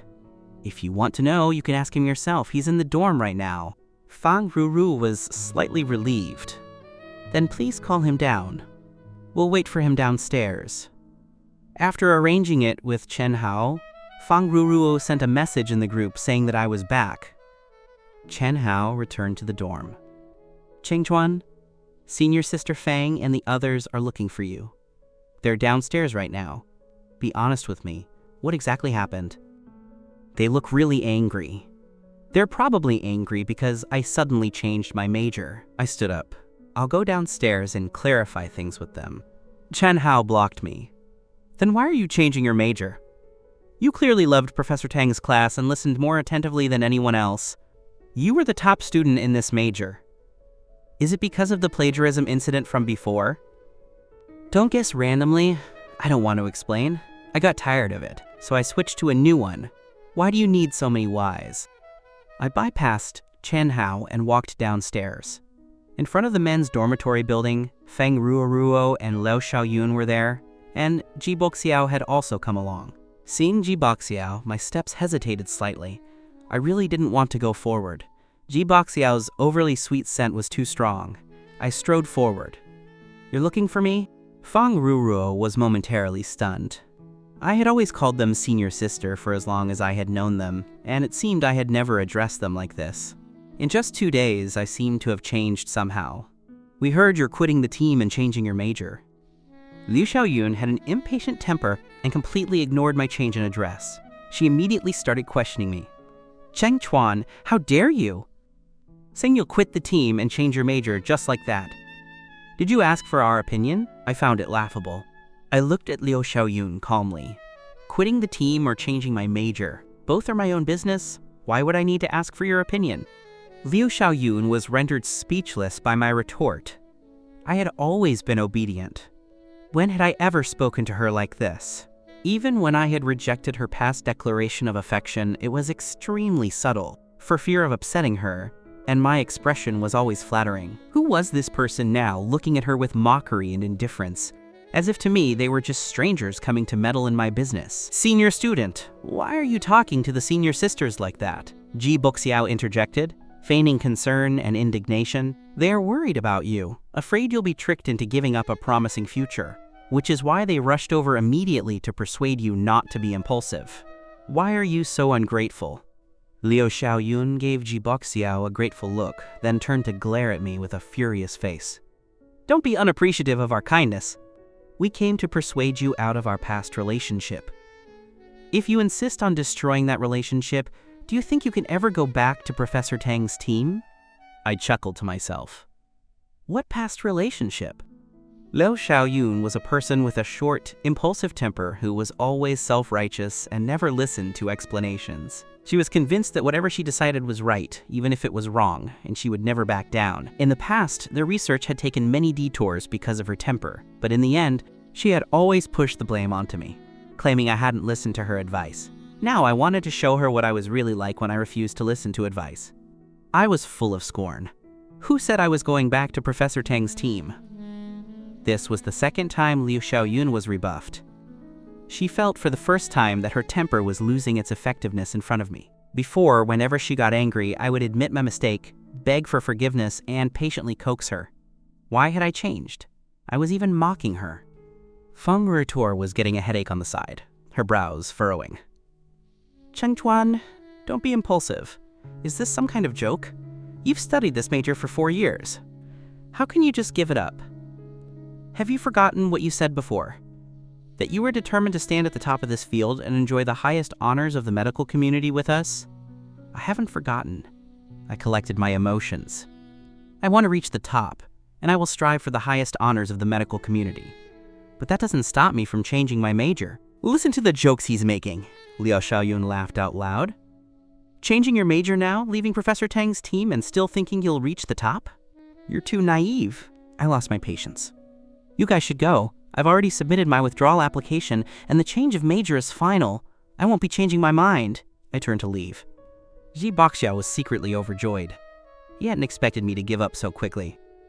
Senior student, may I ask what your new major is? That's none of your business, I said, frowning, not wanting to deal with Jiboxiao. Jiboxiao was a parasite, setting his sights on Professor Tang and his entire team. In my past life, I had foiled Jiboxiao's schemes many times, saving the senior sisters time and time again. Yet, in the end, the senior sisters, fooled by Jiboxiao's sweet words, were single-mindedly convinced that I was the bad guy. They not only verbally abused me, but also kicked me out of the team. Now, I wasn't going to do anything that would make them hate me. I'll just let Jiboxiao and the senior sisters enjoy their loving relationship. Senior sister Liu Xiaoyun couldn't bear the look in Jiboxiao's eyes, who was unhappy and on the verge of tears after being rebuffed. She rushed forward and grabbed my arm. Junior student Ji asked you a question. Why aren't you answering him? If you're sick, go get treatment. Let go! A flash of coldness passed through my eyes. I looked at Liu Xiaoyun as if she were an idiot. Liu Xiaoyun was stunned. She had never seen that look in my eyes before, full of disdain and contempt. When she realized I was looking down on her, she was completely overcome by anger. Chengchuan, you are something else. If I ever worry about you again, I'm a pig. Let's go, junior student Ji. She dragged Jiboxiao away. Feng Ruoruo's expression froze. She looked at the departing Liu Xiaoyun, then back at me. Have you really made up your mind to leave the team? I raised my eyes, already impatient. If there's nothing else, I'm leaving. Chengchuan! Feng Ruo was ultimately unwilling to give up. Don't blame senior sister Ji Yu and Professor Tang. They didn't intend to drive you away. It's still not too late if you change your mind now. We welcome you back to the team. No need, senior sister. I'm not crazy. I was already ruined once. Why would I go back? I continued reading without being affected. My roommate Chen Hao was utterly confused. I just looked at your books. They're all about acupuncture. Is your new major really acupuncture? I didn't lift my head. Chen Hao couldn't bear it anymore. Although he wasn't intimately close to me, we had shared a dorm for 4 years, and he had long considered me a friend. Chengchuan, acupuncture is the most niche major at our school. The leap from the most popular major to the most niche one is a bit drastic, isn't it? Have you really thought this through? You won't regret it later? This is a matter of a lifetime. It's not a joke. Don't be impulsive. I knew he was genuinely concerned, so I gave a slightly longer explanation. I've thought it through clearly. Me studying acupuncture now doesn't mean I'll abandon my original major. I'm just leaving Professor Tang's team. The problem isn't as serious as you think. I need a place for my internship and a mentor. I'm very grateful that Professor Tian is willing to take me in at this time. Chen Hao sensed a deeper meaning. About that Professor Tang, I don't want to say anything else. In short, I am serious about this and not joking. I also believe I can learn acupuncture well. I smiled at him, not planning to explain further. Chen Hao's gossipy heart was in turmoil, but he was too embarrassed to ask more, so he could only stew in his own thoughts. Oh right, the forum is going crazy. Take a look when you have time. It seems senior sister Ji Yu and senior sister Mu are at odds. A lot of people are waiting to watch the show. I know, thank you. I picked up my phone. Chen Hao waved his hand. What are you being polite for? But if you truly want to thank me, could you give me some guidance on next month's medical innovation competition? Chen Hao's words reminded me of something. In my past life, when I was still in Professor Tang's team, Gu Bayou and the others signed up for the competition. The team required 3 to 6 members. The innovation idea was clearly mine, I planned it single-handedly, and I even wrote the final presentation thesis. but my name was excluded from the final participant list. This was because Gu Bayou said I had already won many awards, and Jiboxiao's resume was comparatively simpler. Since they were one team, there shouldn't be a division between strong and weak members, so to bring everyone up to the same level, Jiboxiao's name would be on the participation list this time, as he had also participated in the overall innovation process. Looking at Gu Bayou's gentle and kind eyes at the time, I agreed without thinking. Later, the team won the special prize, with a personal bonus of 100,000 yuan. Jiboxiao didn't give me a single cent. Not only did he not share the bonus, but the entire team accepted the trophy with a clear conscience, using my innovation, and didn't even say thank you afterward. It was as if everything I did was something I should and had to do for them. I cleared my throat. Have you finalized your innovation proposal? Let me take a look. I'll help you with some references. I remember that in my past life, Professor Tian's team did not participate in the innovation competition, but Chen Hao's team won a first prize. If I gave Chen Hao my innovation proposal from my past life and offered a little guidance, wouldn't Gu Bayou and the others have no chance at the special prize? Once this thought surfaced, it was impossible to suppress. Chen Hao had only mentioned it in passing and hadn't expected me to agree. After all, his mentor was somewhat inferior to Professor Tang. He had tried to get into Professor Tang's class, but unfortunately, he was never lucky enough to get a spot each year. Now, to get guidance from Professor Tang's student was a huge stroke of luck. He brought his laptop over. Look, this is our innovation, but we haven't figured out how to write the rest of it. I was surprised to find that the content of Chen Hao's innovation was similar to the proposal I came up with in my past life. Is this your team's joint innovation, or is it your personal proposal? The team worked on it together. Chen Hao opened 2 other documents, but we thought of 3 ideas simultaneously, and this one seemed the best, but it's the only one we don't know how to develop further. So that's what happened. I finally understood why Chen Hao's team's entry in the past life wasn't this proposal. I took the mouse, clicked a few places, and started typing. Although many years had passed, I still remembered the previous life's plan clearly. Soon I wrote out the subsequent planning content for the innovation proposal from memory. Take a look. Is there anything difficult for your team to implement with this plan? I genuinely wanted Chen Hao to defeat Gu Baiyu's team, so I held nothing back. Seeing the complete plan, Chen Hao was thrilled. He looked like he wanted to hug and kiss me. Oh my god, Cheng Chuan, you completely get me. Our senior student mentioned that the innovation planning was stuck right here because our team doesn't have a professional cell biology member. If this innovation is to be implemented, we might need someone who studies cell biology to provide us with some professional data during product manufacturing. But you know everyone is participating, so who would be willing to help us? Chen Hao paused here. Cheng Chuan, aren't you planning to participate? Even if you do, our innovation won't conflict with yours. I smiled. If you trust me, then boldly use my plan. If the final presentation thesis requires more specialized data from me, you can also speak up, and I certainly won't hold anything back. Chen Hao believed me on this point. Having been my roommate for 4 years, he didn't know much else, but he was confident in my character. At the very least, I wouldn't lie, and I would always keep my promises, especially towards those senior sisters of mine. I was practically pouring my heart out for them. What a shame they've now broken up. It was probably instigated by that newcomer Jiboxiao. Cheng Chuan is so innocent. How could he be a match for that, green tea boy? Chen Hao felt a rush of sympathy for me. If anyone bullies you in the future, just tell me, and I'll help you get revenge. And don't take the things on the forum to heart. I believe you're not that kind of person. If you said he plagiarized, then he definitely plagiarized. Even without evidence, I believe you. I hadn't expected him to bring this up suddenly, and I was momentarily lost for words. Thank you. It's all in the past. Let's not mention it again. Whatever you say. Chen Hao turned to refine the plan I had written for him, and simultaneously contacted his team members to discuss the matter. Meanwhile, I thought of the forum he mentioned.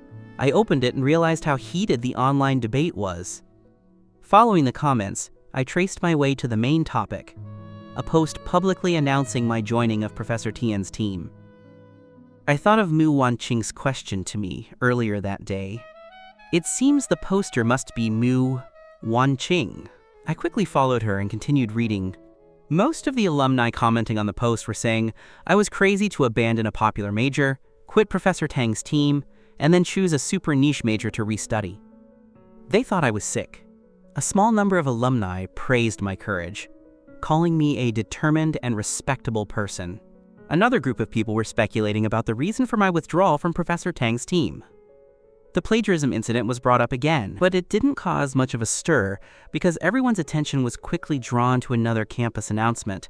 The announcement was published in Professor Tang's name, detailing the newly recruited research members for the new project after a selection process. My name was naturally absent from the list. I laughed in anger. Professor Tang is doing this to defend Jiboxiao. He was clearly afraid of Jiboxiao being labeled a plagiarist again, and at the same time, this served to explain my reason for leaving the team. I failed a new recruitment assessment. In this way, my departure from the team had absolutely nothing to do with Professor Tang or the others. It suppressed speculation and also built momentum for Jiboxiao, allowing him to completely overshadow me. I thought, it's fine that the plagiarism hasn't been confirmed yet, but once I find the evidence and expose Jiboxiao's plagiarism during the assessment, I wonder if this announcement by Professor Tang will become his ultimate humiliation. I suddenly felt a sense of anticipation for that day. I continued to scroll down. The most prominent comment beneath the announcement was from Gu Bayou. It read, "Congratulations to junior student G for joining our family. Your arrival brings a ray of sunshine to our dull research team. Looking forward to our time together." Following closely was Shen Nianja, whose comments, as always, were full of flattery and sycophancy. I glanced at it and burst out laughing. I had once naively believed that Shen Nianja only spoke those words to me, and that her flattery and praise were exclusively mine. It wasn't until I was hated by the team that I saw the malicious side of Shen Nianja's words. During my time in prison, whenever I recalled her, I couldn't understand why a person who would use the kindest words in the world to coax you could, in turn, use the most vicious language to curse you. I couldn't understand it before, but after my rebirth, I finally got it. It was all about value. In Shen Nianja's eyes, only the word value mattered. She was a typical opportunist. I didn't stay on that page for too long. A quick glance confirmed that all 5 senior sisters were accounted for. I wish to see them and Jiboxiao living happily ever after as one big family. I clicked the mouse back to Muanqing's homepage and reposted her thread with the caption, "Yes, I have joined Professor Tian's team. Switching majors in my senior year is a risk, but thanks to Professor Tian's acceptance, I will never let down the professor's trust. Thank you to senior sister Muanqing and senior student He Chang for your care and help. Having you all here significantly boosts my confidence in restudying my major. I am deeply grateful. For me, changing my major was the first step in changing my tragic fate from the previous life. But to the onlookers, I was more like a stray dog kicked out of its home, and Professor Tian's place was merely a simple shelter. My highly publicized expression of gratitude was, in the eyes of those watching the drama, nothing more than me finding a shabby excuse to back down, drawing only sarcasm and ridicule. Before I could even exit the page, someone had already commented below, mocking me. "Looks like the top student in the department is changing hands. Let's celebrate with applause." Always so cold and aloof to everyone. He really thought he was something. Now he's been kicked out. Serves him right. He is so much worse compared to junior student G. Oh my, he bewitched my goddess Gu for so many years. She has finally opened her eyes. He should have been told to scram a long time ago. My fingers paused, and my gaze lingered on the word bewitched for a few seconds. In my past life, wasn't Gu Bayou and the others bewitched? They didn't believe the truth even when it was right in front of them, and they cursed me for being malicious and trying to frame Jiboxiao. Now, I won't play the thankless role. I want to see how high each of them can climb, and what achievements they can attain. And what unforgettable experience the Jiboxiao they so fiercely protected will bring them. Compared to the screen full of sarcasm and abuse on my end, Jiboxiao's side was basking in glory. With Professor Tang's announcement and the senior sisters' congratulatory comments, the public opinion was one-sidedly congratulatory and complimentary. The occasional sarcastic comment was quickly drowned out by more congratulations. There were virtually no negative comments about me. Jiboxiao was in high spirits and sent me a private message, which I only saw much later. After exiting the forum that night, I had turned off my computer and continued reading. I took a lot of notes, and there were a few issues I still needed to resolve, which I planned to ask Chang about soon. As I picked up my phone, preparing to go out, I glanced at my private messages. I clicked on it and saw Jiboxiao's message. Senior student, don't worry too much about the online comments. I believe that with your ability, you will thrive even after changing majors. Keep going, closing parentheses, quote, heh, still so overly sweet. He's showing off, but he has to do it so hypocritically. I thought for a moment and replied with a single word. I couldn't completely ignore Jiboxiao, or how would I investigate the plagiarism? The more Jiboxiao showed off, the more opportunities I would have to find his flaws. I grabbed my backpack and headed to the library. Unexpectedly, Chang was also there very early. As soon as we met, Chang handed me a large cup of full sugar milk tea. Drink it fast. Don't be unhappy after drinking it. Why would I be unhappy? I blinked in confusion. My sincerity was so genuine that it made Chang laugh. He reached out and tapped my head. This was the first time someone had done this to me, and I felt a little embarrassed. My personality tends to be reserved, and I don't laugh much. Although some people had called me cheerful, Gu Bayou and the others mostly said I was very obedient. Perhaps in their eyes, obedience was my greatest virtue, and the reason they were willing to associate with me. Chang pulled me to a seat. If you feel uncomfortable, you can tell me, but only this once. In the future, you're not allowed to be unhappy over all that messy online stuff. But I really wasn't unhappy. My heart warmed, and my eyes felt a little teary.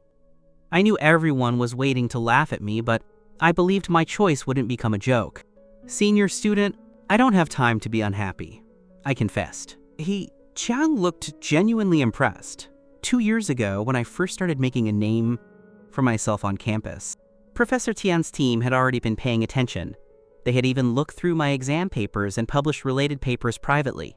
At that time, Professor Tian had said, "What a pity such a promising talent fell into Professor Tang's hands." So when Professor Tian saw me at the hospital that day, she didn't hesitate to lure me in. The subsequent events, while somewhat unexpected, were not surprising. After all, when the plagiarism incident first broke out online, Professor Tian had instructed him to pay close attention. At the time, Jiang had questioned who the plagiarist really was. Now, having met me and correlating it with the various comments on the forum over the past 2 days, he had reason to suspect that the plagiarism was real. Professor Tang, for the sake of his reputation, had likely suppressed the matter privately, and might have even blamed me for bringing it up. It was clear how much I had been wronged in that incident. Chang looked at me with sincere sympathy, patting me on the shoulder. "You're right. Sadness is a sign of weakness. What we need to do is use facts to shut those people up. Come on. Tell me what you don't understand, and your senior student will teach you." Chang was a straightforward person, and his explanations were equally clean and concise, with absolutely no secrets held back. He even brought his old lecture notebook and gave it to me. Clutching the slightly dog-eared notebook, my emotions nearly broke through. I had thought that in this second life, I had shed all my emotions and could calmly deal with all people and events. After all, having experienced the world and seen through human nature, my battered heart was already like stagnant water. But no, it wasn't true. I could still be moved by the kindness of others. I could still believe in the goodness of this world. Moreover, this was something I had desperately sought and failed to find in my past life. I was an orphan. All my relatives were gone by the time I was 5 or 6. I wandered the village, growing up on the charity of different neighbors. No one liked me. Everyone just saw me as a burden and wanted me to leave the village quickly. The village paid for my schooling. I dared not slack off, afraid of being even more disliked. I could only study desperately, hoping to leave quickly someday. When I met Gu Bayou and the others, I felt incredibly lucky. I cherished that friendship, afraid of dragging them down, afraid of not being good enough. I worked hard to keep up with them and tried hard to be good to them, practically doing whatever they asked. I thought that if I did what they told me, they would like me and treat me like family, because I truly thought of them as my older sisters. But sometimes, sincerity cannot be exchanged for genuine affection. I looked at the curled edges of the notebook, my eyelids trembling slightly. "Senior student, if you teach me everything you know, aren't you afraid I'll surpass you? Then the professor might like me even more." "Then you should hurry up and surpass me. Hurry up and steal the professor's love. That way, my pressure will also be eased. He Chang patted my head. Silly boy, we are a team. The more excellent you are, the less I have to worry about. This is a good thing. I'm only afraid I won't teach well enough and will hold you back. No, you're not. My eyes were completely red. You teach very well. It turns out people are truly different. This world isn't full of people like those senior sisters of mine. In my past life, when Liu Xiaoyun helped me with specialized courses, she only recommended a few books. There were traces of her notes in the books, and I was so touched that I nearly accepted her declaration of affection on the spot. Later, I worked day and night to help her research materials, attended classes that weren't even my major, took full notebooks of notes, and helped her prepare for the graduate entrance exam. Thinking back now, Liu Xiaoyun only giving me books rather than her original notes was her way of guarding against me, wasn't it? In the following years, she constantly brought up the matter of those books, reminding me repeatedly that all my achievements were due to her help and that I should be grateful. But I had already repaid her many times over, even dozens of times. I never owed them anything. I insisted on treating He-Chang to lunch. Forget it. Save your money for yourself. I'm going home to eat. He-Chang waved his hand at me. I have fewer classes now. If you have any questions, just ask. If you don't have time to come find me, send me a message. If I don't reply, find Muanqing. She's better than I am at the specialized questions. Don't let her cold face fool you. She's actually very kind. You'll know once you've been around her for a while. I nodded repeatedly, obediently, like a little puppy who had just found a home. Aya, why are you so obedient? Being too obedient makes it easy to be bullied, okay? He-Chang tapped my head again. You should keep a cold face. That looks cool. I gave an embarrassed laugh. Okay, I'll listen to the senior student. I told you not to be so obedient. He-Chang waved his hand at me. I'm really leaving. You should go eat too. I chased after him for 2 steps. Senior student, does our team plan to participate in the school's medical innovation competition? Before, our team only had Muanqing and me, 2 current students, so we weren't eligible to participate. Now that we have 1 more, you can sign up if you want, He-Chang smiled. If you have any ideas, you can share them. Muanqing and I will help you. I do want to participate, but I haven't come up with an innovation idea yet. I pursed my lips. I'll think about it some more. He-Chang took out his phone. No need to think, just sign up first. Let Muanqing come up with the idea, she's full of them. As he spoke, he had already completed the registration on his phone. At the same time, he set up a 4-person group chat, which included Muanqing and Professor Tian. As soon as the group was formed, he sent the registration message into the chat. I was stunned by his decisive and efficient style of work, and at the same time, I felt incredibly happy. I had only mentioned that I wanted to participate, and He-Chang had signed up without a second thought. Regardless of the outcome, this support alone was enough to move me. Thank you, senior student. I will think hard about an idea. I definitely won't let our team down. He-Chang smiled. All right, Muanqing and I are counting on you to lead us to victory. He then truly left, but my heart remained unsettled. I knew He-Chang's words were just a joke. I had just changed my major and was starting everything from scratch. How could I be qualified to lead them? He-Chang was not only not looking down on me, but he was constantly encouraging me. The goodwill He-Chang gave me was something I hadn't felt from the 5 senior sisters in the past few years. I was very glad I had distanced myself from Professor Tang's team and chosen the very niche acupuncture major. I turned and walked toward the cafeteria. The newly created group chat showed a notification. The speaker was Muanqing. Whose idea was this? I replied, mine. Can I participate in the competition? Do you have a concept? Muanqing instantly replied. I narrowed my eyes. An idea flashed through my mind. It was a crucial breakthrough in the field of traditional Chinese medicine research that would happen several years later in my past life. I had suddenly thought of it during the previous consultation. However, I didn't know if the team's current capabilities would allow for the idea to be put into practice, which was why I hadn't mentioned it when He-Chang asked. After a slight hesitation, I sent my idea into the group. The application of acupuncture in clinical surgery. The group fell silent for a short while. Just as I was wondering if I should say something more, someone bumped my shoulder, and my phone was snatched away. What are you looking at so intently? Fang Ruro looked down at my phone. I quickly snatched the phone back. Nothing. Why are you here? This is the cafeteria. Of course, I'm here to eat. Let's go eat together. The senior sisters ordered all the dishes you love. I paused. How did you know I was coming here? Junior student Ji saw you walking toward the cafeteria and sent a message to the group chat in advance.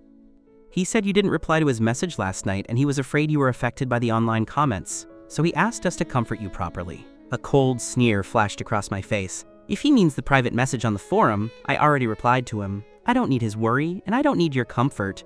I pulled my hand away from Fang Ruo, clearly showing no intention of going with her. Fang Ruo's face darkened. Do you know everyone is very worried about you? We were all discussing how to coax you this morning. But what is this? Are you going to take your anger out on us and treat us like your enemies? I glanced at Fang Ruo. Senior sister, after all our time together, what kind of person do you think I am? That address, senior sister, caused Fang Ruo to freeze. The old me seemed to be back. You're obedient, sensible, and passionate about studying. We all like you. Is that so? I looked at her faintly. I never knew senior sister understood me so well. Fang Ruo tried to pull me again. Of course I understand you. That's why we ordered all your favorite dishes. Hurry up and come with us.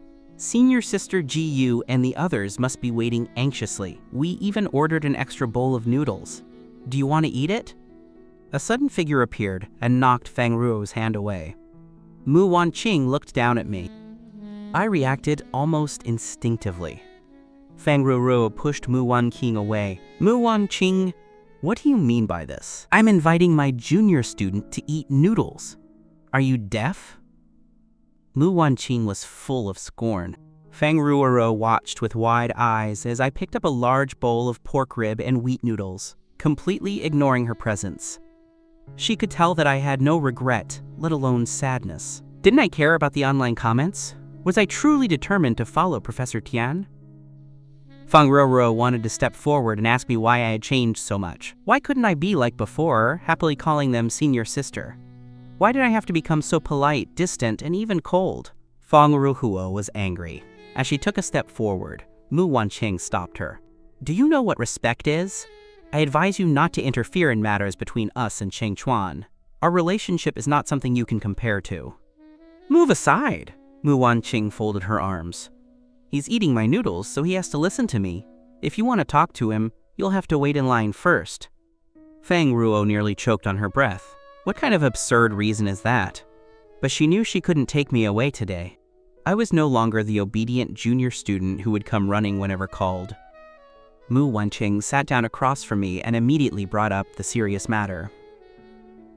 We agreed. My eyes lit up. So you agree? Muanqing lifted her eyelids. Time is too tight. You only have 10 days. If you can't finish the innovation proposal within 10 days, we won't be able to complete the subsequent tasks. Do you understand? I nodded vigorously. I understand. I'll finish it.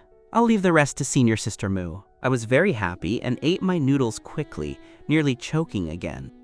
Muanqing scolded me once more for being an idiot. This time, she also added a few words for me. I'm not going to compete with you, so there's no need to eat so fast. Hey! I want to go back and write the proposal quickly, senior sister. Thank you for just now. I'll transfer the money for the noodles to you. Although I wouldn't have gone with Fang Ruo even if Muanqing hadn't intervened, it would have taken more effort. Muanqing's timely appearance saved me a lot of trouble. I finished speaking, grabbed my bag, and left. Muanqing was so angry that she threw down her chopsticks. That rude little thing. However, when Muanqing thought of my attitude toward Fang Ruo, a smile inexplicably curved on her lips. Interesting. I took out my phone after entering the cafeteria to check the group messages. The message was actually from Professor Tian, just a few words. Feasible, proceed.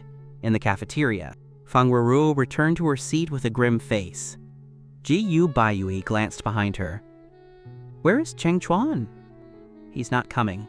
Fang Ruo was full of anger as she recalled what had just happened. Muanqing ordered a bowl of noodles for him, pork rib and wheat noodles. He ate it happily. Tisk, Liu Xiaoyun scoffed. He was bought off with a single bowl of noodles? That boy certainly has ambition. Is our whole table of dishes not as good as Muanqing's bowl of noodles? Did none of you notice? Chin Yao curled her lip. That boy is determined to study acupuncture. He truly doesn't want to return to our team. Shen Nianjia still found it unbelievable. Do those things online have no effect on him? Everyone in the medical school knows the difference between a popular and a niche major. He insists on doing the opposite. He must be seriously ill. Gu Bayou also hadn't expected me to be serious this time. After the initial anger, a strange discomfort welled up in her heart. What's so great about Muanqing? Why did he join their group? Senior sister, why don't you go coax him? Fang Ruo looked at Gu Bayou eagerly. Chen Chuan always listens to you the most. If you go talk to him, he will definitely come back. Gu Bayou was somewhat swayed and was about to respond. Quote, wouldn't that be... Jiboxiao was furious inside. These idiots drove him to this point, and they still delusionally think they can persuade him back. Although he thought it was unlikely I would return, he didn't dare take the risk. After all, this wasn't just anyone. This was Gu Bayou, the department flower. She was the goddess of countless boys in the medical school. What if she lowered her dignity to coax Cheng Chuan? And I, in a moment of weakness, agreed. He would never allow such a thing to happen. Jiboxiao grabbed Gu Bayou's sleeve.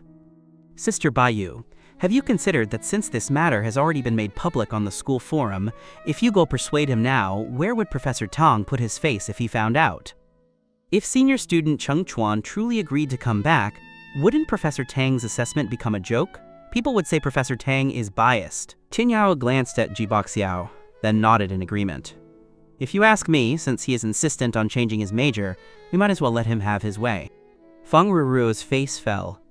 Cheng Chuan has been with us for so many years. Can you bear to watch him fail? You all saw the comments online. If he can't graduate smoothly, his life will be ruined. Enough, Gu Bayou interrupted Feng Ruruo. Since things have reached this point, we can't disregard Professor Tang's reputation. He made a wrong choice and should pay the price. If you are truly worried about him, then look out for him privately.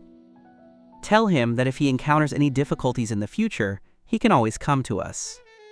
I am willing to help him in any way I can. That's right. Chin Yao nodded. If he needs help, I am also willing to assist him. The others also nodded. This attitude of offering to support me made Jiboxiao grind his teeth in anger. He knew this would happen. My strategy of retreat to advance had worked after all. With the help of these 5 people, even if I graduated from a niche major, my future prospects wouldn't be too bad. Jiboxiao would not allow these 5 people to help me. They could only help him. Their knowledge, family background, and future network of connections all had to be used for his benefit, not Cheng Chuan's. In the afternoon, after sending the finished proposal to the group chat, I left to find something to eat. Just as I exited the dorm building, I saw Feng Ruruo and Shen Nianjia approaching. The 2 of them were carrying a bag of snacks. They saw me and walked over. Cheng Chuan, senior sister was rude to you at noon. Senior sister apologizes to you. Feng Ruruo immediately began her self-criticism. I vigilantly took a half-step back. No offer of kindness without ulterior motives. Based on past experience, Feng Ruruo definitely needed a favor from me at a time like this. Shen Nianjia smilingly stuffed the snacks into my hands. These were all personally chosen for you by senior sister Gu and junior student Ji. Senior sister Gu said that if you have any questions or need our help in the future, just speak up. Senior sister Gu was originally very upset, but thanks to junior student Ji's persuasion, you really did misunderstand junior student Ji. He truly doesn't harbor any ill will toward you. When did I ever say he harbored ill will toward me? I looked at Shen Nianjia with a cryptic smile. Now that the conflict of interest is gone, it's even less likely that he'll have ill will toward me, right? Shen Nianjia felt there was a hidden meaning in my words, yet he also thought he was overthinking it. Given my nature, it was impossible for me to say anything with a double meaning. In any case, this matter is over. Now that you have a major you want to study, focus on it. I hope you don't regret your choice. Shen Nianjia wore a condescending expression. In her view, I had chosen a dead end and was worthless. If Jiboxiao hadn't insisted that she accompany Feng Ruruo for this performance, she wouldn't have been willing to see me again. I looked at Shen Nianjia calmly. a flicker of undetectable hatred passing through my eyes. In my past life, it was her relentless insults that caused me to suffer from depression. After I fell out with the 5 senior sisters, Shen Nianjia acted like a vicious dog kept by Jiboxiao, periodically coming to bite me. She accused me of being shameless, coveting Gu Bayou, who was already Jiboxiao's fiancé, and even dug up my old diaries expressing admiration for Gu Bayou, making it known to everyone in the entire circle. She even spread rumors that I had worked as a male escort to afford my college tuition, and that I only managed to secure a spot in a popular major by selling my body. Because of these rumors, my reputation plummeted. I couldn't hold my head up in the circle and gradually developed depression. "My business seems to have nothing to do with you," I said coldly. "You should leave. Don't come looking for me again." Shen Nianja dropped a bag of snacks on the ground. "Why pretend to be so noble? I know your family is poor, and you usually can't afford snacks. Senior sister Gu and junior student G meant well. You should accept them." She finished speaking and turned to leave. How unlucky. Why did I spend so much time with such a foolish person? Quote, Cheng Chuan, don't mind her. Fang Ruruo bent down to pick up the snacks. "Her mouth is always foul, but she cares about you too, afraid you won't be able to find a good job in the future." I tilted my head and looked at Fang Ruruo. "If you have something to say, just say it directly. I'm utterly tired of getting entangled with them time and time again. I don't want to hear those deceptive words from them in this lifetime, but it was ironic. In my previous life when I followed them, there wasn't a moment when I didn't hope they would look at me more, say one more word to me, but all they gave me was aversion and impatience. Now that I had quit the team and resolved to stay away from them, they were trying to persuade me to come back. Was I born a sucker? Did they only cherish what they lost? But this isn't enough. This is only the beginning." Fang Ruruo softened her tone. "Cheng Chuan, our relationship has always been the best. Have you forgotten?" "So?" I sneered. "What do you want me to help you with?" Fang Ruruo licked her lips. "It's nothing major. You know that Professor Tang's new project just started and there's a lot of preparatory work to do. Coupled with the competition, I'm simply running off my feet." Seeing that I showed no intention of speaking, I looked at her with a half smile. Fang Ruruo's face flushed slightly. "The matter of your withdrawal doesn't really concern me much. Senior sister Gu forced you to publicly apologize, and Professor Tang ultimately made you leave the team. But you also know that I don't have much status in the team. They don't listen to anything I say. Playing the victim is Fang Ruruo's ultimate skill. In my previous life, whenever she tearfully spoke of her helplessness, I was practically at her beck and call. I would accomplish even the most difficult tasks for her. But in the end, I realized I was just a tool for her to climb the ladder, her free labor. I wouldn't be soft-hearted this time. "If you're not gonna say it, I'm leaving." I turned to go. Fang Ruruo was momentarily shocked, completely unexpected that I would actually walk away. Wait! I'll tell you, don't go." She quickly shoved the bag of snacks into my hand. "I'm about to take the postgraduate entrance exam. Can you help me organize the study materials? I need them in about 3 weeks." Where does she get the nerve? She was the first person to pressure me to apologize to Jiboxiao. I looked at her coolly. "I don't have time." "How can you not have time?" Fang Ruruo's voice rose in anger from being rejected. I was amused by her sense of entitlement. "Since it won't take much time, then let someone else help you." "Liu Xiaoyun is willing to help." "But I'm not," Fang Ruruo yelled. "We are all your senior sisters. How can you treat us differently?" I originally wanted to say, "Don't you have any idea why I wouldn't be willing?" But looking at Fang Ruruo's frustrated face, I suddenly didn't want to argue with her. However, since she mentioned Liu Xiaoyun, I smiled slightly. "If I recall correctly, you and Liu Xiaoyun are studying the same major, right? I've already organized those materials once. Why don't you ask Liu Xiaoyun for them?" I finished speaking, released the bag of snacks. "No labor, no reward. You should take these things back." This time, I didn't give Fang Ruruo a chance to speak. I turned and disappeared into the crowd. I would bet that Liu Xiaoyun would absolutely not give her the materials. The 5 of them might seem like one team, but they were secretly competing fiercely with each other. Everyone wanted to be favored by Professor Tang. After all, they were still in school, and no one could predict what kind of workplace they would enter after graduation. The more impressive they looked now, the more resources and the higher positions they would achieve later. Liu Xiaoyun might seem loud and careless, but when it came to things like this, she cared more than anyone, afraid of being overshadowed. Only I was foolish in the past, never considering any of this, single-mindedly helping everyone. Fang Ruoro walked back with a grim face, thinking that she still needed to get the job done by me. I'll just have to coax him a few more times. I can definitely win him over. He is the softest-hearted and most loyal person. He definitely won't bear to fall out with them. Just as Feng Ruruo was thinking about how to coax me, Shen Nianja had already returned to the lab. As soon as she walked in, Jiboxiao rushed over. Did senior student Cheng Chuan accept the snacks? And did he agree to help senior sister Feng organize the materials? He took the snacks. Don't worry, they were bought by senior sister Ji Yu. How could he not accept them? Shen Nianjua said with a look of disdain. A dark shadow flashed in Jiboxiao's eyes. Then did he agree to help senior sister Feng organize the materials? Shen Nianjia looked at Jiboxiao. Feng Ruruo hadn't brought it up when I left, but don't worry, he will definitely agree. After all, given his current situation, he probably doesn't want to cause trouble with us. A flicker of displeasure crossed Jiboxiao's eyes.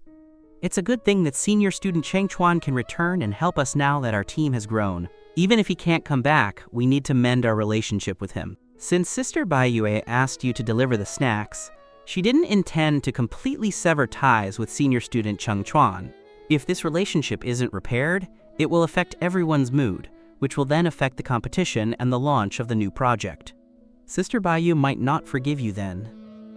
Although Jiboxiao's words sounded like a delicate warning, Shen Nianjia was already breaking out in a cold sweat. She was different from the others in the team. In terms of ability, she was inferior to Xin Yao and Fang Ruruo. In terms of family background, she was inferior to Liu Xiaoyun and Gu Bayou. Except for when I was around, if the team had to kick someone out, it would definitely be her. That was why she desperately tried to curry favor with Gu Bayou. Shen Nianjia had always prided herself on being good at reading people's faces and guessing their intentions, but she couldn't quite figure out Jiboxiao's thoughts. Do you really? Shen Nianjia looked at Jiboxiao. Want to just coax him to make him work for us? She didn't finish the sentence, seeing Jiboxiao's face darken. Senior sister, what are you talking about? What coaxing? I genuinely hope that your relationship with him can return to what it was before. I don't want to be the reason senior student Cheng Chuan loses your affection. I believe Sister Bayou also feels the same way. Shen Nianjia was confused. Was it me who was being dirty-minded? Jiboxiao didn't seem to be trying to use Cheng Chuan to continue servicing the team, but genuinely wanted to mend everyone's relationship. I'll listen to you. I'll make sure to coax him properly next time, she said, and then went back to her own work, not overly concerned about the matter. After Shen Nianjia turned and left, Jiboxiao patted his chest. I almost slipped up. Luckily, Shen Nianjia is stupid and didn't realize my true intentions. He had originally thought that once I left the team, I would be like a stray dog. At that time, he only needed to give me a little charity and coax the senior sisters, arranging a menial job for me within the team. This way, the senior sisters would surely think he was kind-hearted, and they would only become more critical of me. With this situation, he only needed to maintain his persona as a handsome, kind-hearted person to make me appear utterly worthless in comparison. But now, the development of events completely deviated from his initial expectation. Not only did I stubbornly leave the team, but I also chose a niche major, acting like I was cutting all ties with the original team. This won't do. He would never allow me to graduate successfully from another major's faculty. Jiboxiao knew the dark side of human nature too well. Without me as a contrast, how could his noble character be highlighted? How would the senior sisters spare no effort in pampering him? He turned to look for Fang Ruru, intending to inquire about the situation on her end. Meanwhile, I returned to the dorm. As soon as I entered, I pulled out my diary and a box of worthless and impractical gifts that the senior sisters had given me over the past few years. I absolutely could not allow these things to become leverage against me later. In my past life, Shen Nianjia had slandered me precisely because of this diary. I was about to tear it up when Chen Hao and the other two roommates returned together. What are you doing? Chen Hao was startled by my actions. That's your most personal diary. Why are you suddenly tearing it up? I suddenly thrust the notebook forward. I want you guys to take a look at the things I wrote before. The three of them looked confused, unsure of what I meant. I looked at the three of them seriously. I hope you can be my witnesses. A tall, well-built boy took the diary from my hand. His name was Dongzhuo. He was the campus heartthrob of the medical school and the object of pursuit for many girls on campus. Unfortunately, Dongzhuo was already devoted to someone else. He only liked Gu Bayou. When I learned about this in my past life, Gu Bayou was already engaged to Jiboxiao. That day, Dongzhuo got drunk at their engagement party.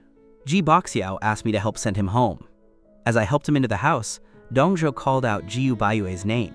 Jiboxiao's face was so dark it could drip water. Not long after this incident, Dongzhuo went to a bar one evening.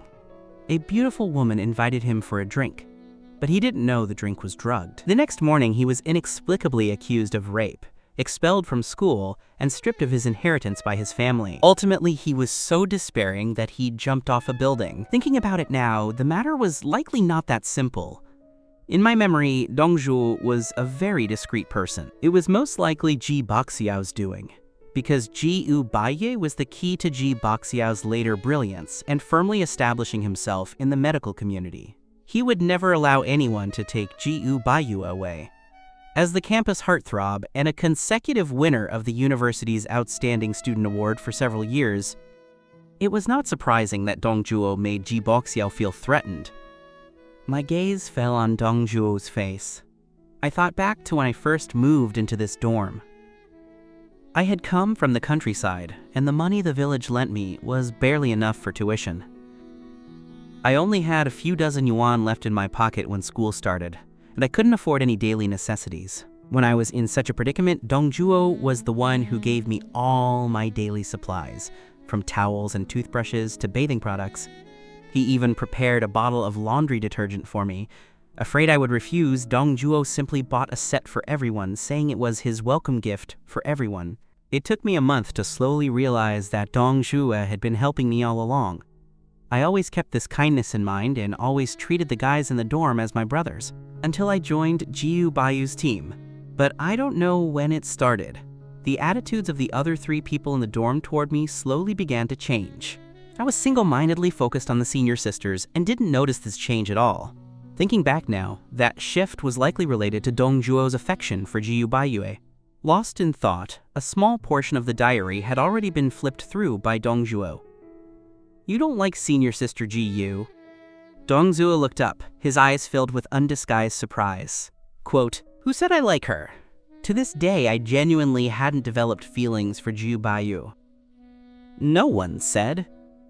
A flicker of panic crossed Dongzhuo's face. "I just guessed." Dongzhuo couldn't believe Gu Bayou would lie, but my diary couldn't be faked. It had dates, meticulously recording my feelings from the beginning until now. "You really don't like senior sister Gu?"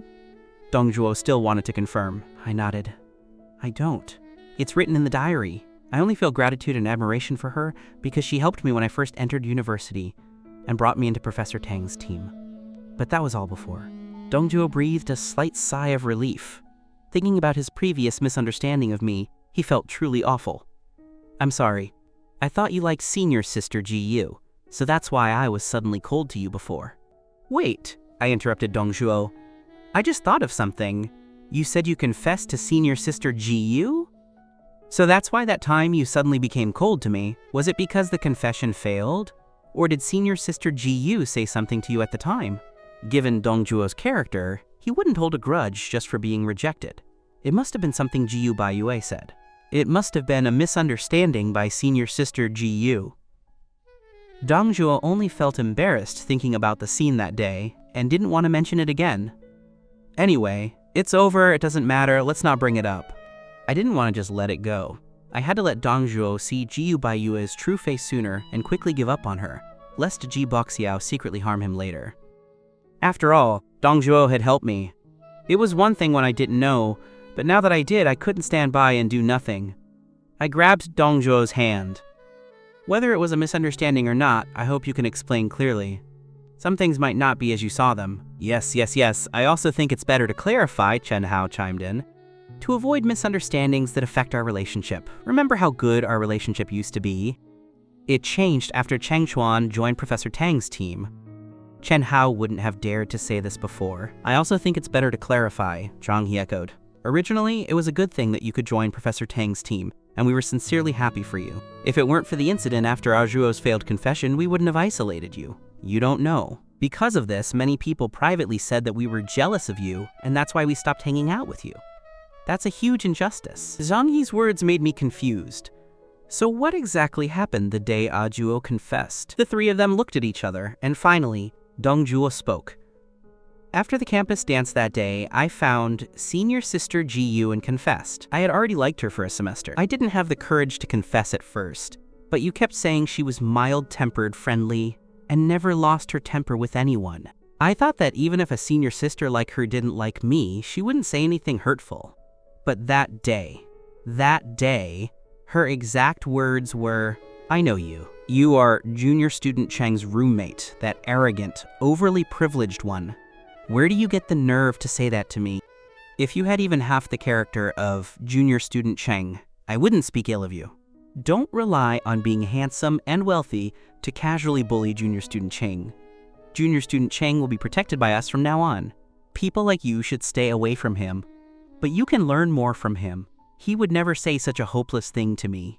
Although I already knew that Gu Bayou had a truly despicable side beneath her charming exterior, I was still deeply shaken after hearing Dong Zhuo's words. So in my past life, the reason I had no friends around me wasn't entirely my fault. I took a deep breath. So you concluded that I must have said something to Gu Bayou to make her misunderstand you, and because of her last sentence, you concluded that I liked her? Zhang He nodded.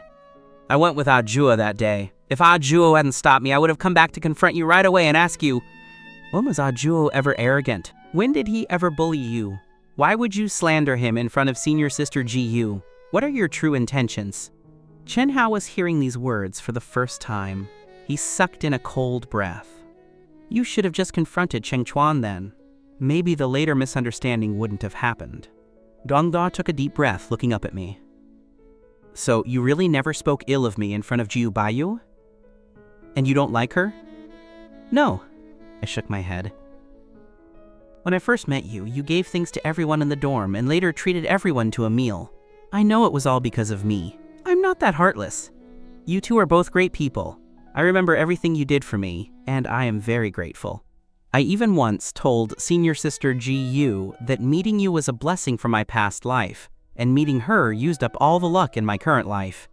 I remember her asking me in detail what you had done for me. I answered truthfully at the time. I honestly believe that none of those words contained any slander against you. Could it be that senior sister Ji Yu misunderstood? Chen Hao frowned. After all, she's a big girl. It's possible she misunderstood. She wouldn't misunderstand that badly. Zhang, he pouted, glaring at me unhappily. Either you're lying, or senior sister Ji Yu deliberately humiliated Zhuo. But why would she want to humiliate Zhuo? Before Zhuo confessed to her, she only heard about him from you. What reason would she have to do that? I knew this was difficult to explain. I don't know why senior sister Ji Yu would say those words to Dong Zhuo, but what I didn't say, I didn't say. Whether you believe it or not, I've always acted honorably. However, there is something I want to tell you. I insisted on leaving Professor Tang's team this time because I insisted on investigating the similarity between Jiboxiao's thesis and mine. Later, the matter suddenly spread on the campus network, and everyone said, Jiboxiao plagiarized my thesis. Professor Tang felt I embarrassed him by blowing things up, because both Jiboxiao and I were his students, and he believed his student wouldn't plagiarize. The senior sisters also believed Jiboxiao couldn't have plagiarized, and thought I was deliberately targeting him. They demanded that I apologize to him and drop the investigation. Later, Gu Bayou even suggested to Professor Tang that I publicly apologize to Jiboxiao in front of all the teachers and students, claiming the thesis issue was just a misunderstanding. Although I agreed to apologize, I was unwilling to remain in a team where no one trusted me. Furthermore, I don't believe the thesis issue was a misunderstanding. The others looked at each other in surprise, especially Dong Zhuo. Are you saying that the proposal to force you to apologize came from senior sister Ji Yu? She believed Jiboxiao but didn't believe you? I nodded tiredly. I always thought senior sister Gu was a fair and just person. I didn't expect her to only believe me, but after something like this happened, I thought she would investigate first rather than... I didn't say the rest of the words, but everyone already knew what happened. Chen Hao sighed. It seems Gu Bayou isn't as great as everyone makes her out to be. This is clearly favoring Jiboxiao and is unfair to Cheng Chuan. We all saw the school forum post. Your thesis was completed in the dorm. We all know you didn't plagiarize. You are in the right. Zhang. He looked over. But this matter and Zhuo's matter are two different things. We don't know why Gu Bayou would take sides with Jiboxiao, but she really had no reason to humiliate Zhuo. If everything you said is true, it only proves that Gu Baiyu's character is flawed. She was deliberately sowing discord between you and Zhuo, intentionally making us hate you. But you had just joined their team then. Everyone said you were the most favored junior student in the team, with 5 senior sisters revolving around you. Why would she want us to hate you? She had a reason. Chen Hao suddenly stood up, startling himself. Don't you remember? When Cheng Chuan first joined the team, we hadn't isolated him yet. He often couldn't attend our dorm activities because he had to help his senior sisters with their tasks. Zhang, he frowned too. Now that you mention it, I remember. Later, because of this, he even turned down a certain senior sister's request to copy a document. That senior sister even cursed him out after being refused. Yes, I remember that too. Chen Hao nodded furiously. I even said at the time that if this was the price of joining Professor Tang's team, I'd rather not join. Zhang. He clapped his hands. So Gu Bayou did this to make Cheng Chuan completely break up with us so he would spend all his time helping them with their work? That's terrifying to think about. If this guess is true, Gu Bayou is too scary. Dong Zhuo, you can believe me now. I truly never said those words, I said, looking at Dong Zhuo, only hoping that he wouldn't persist in his misguided affection for Gu Bayou.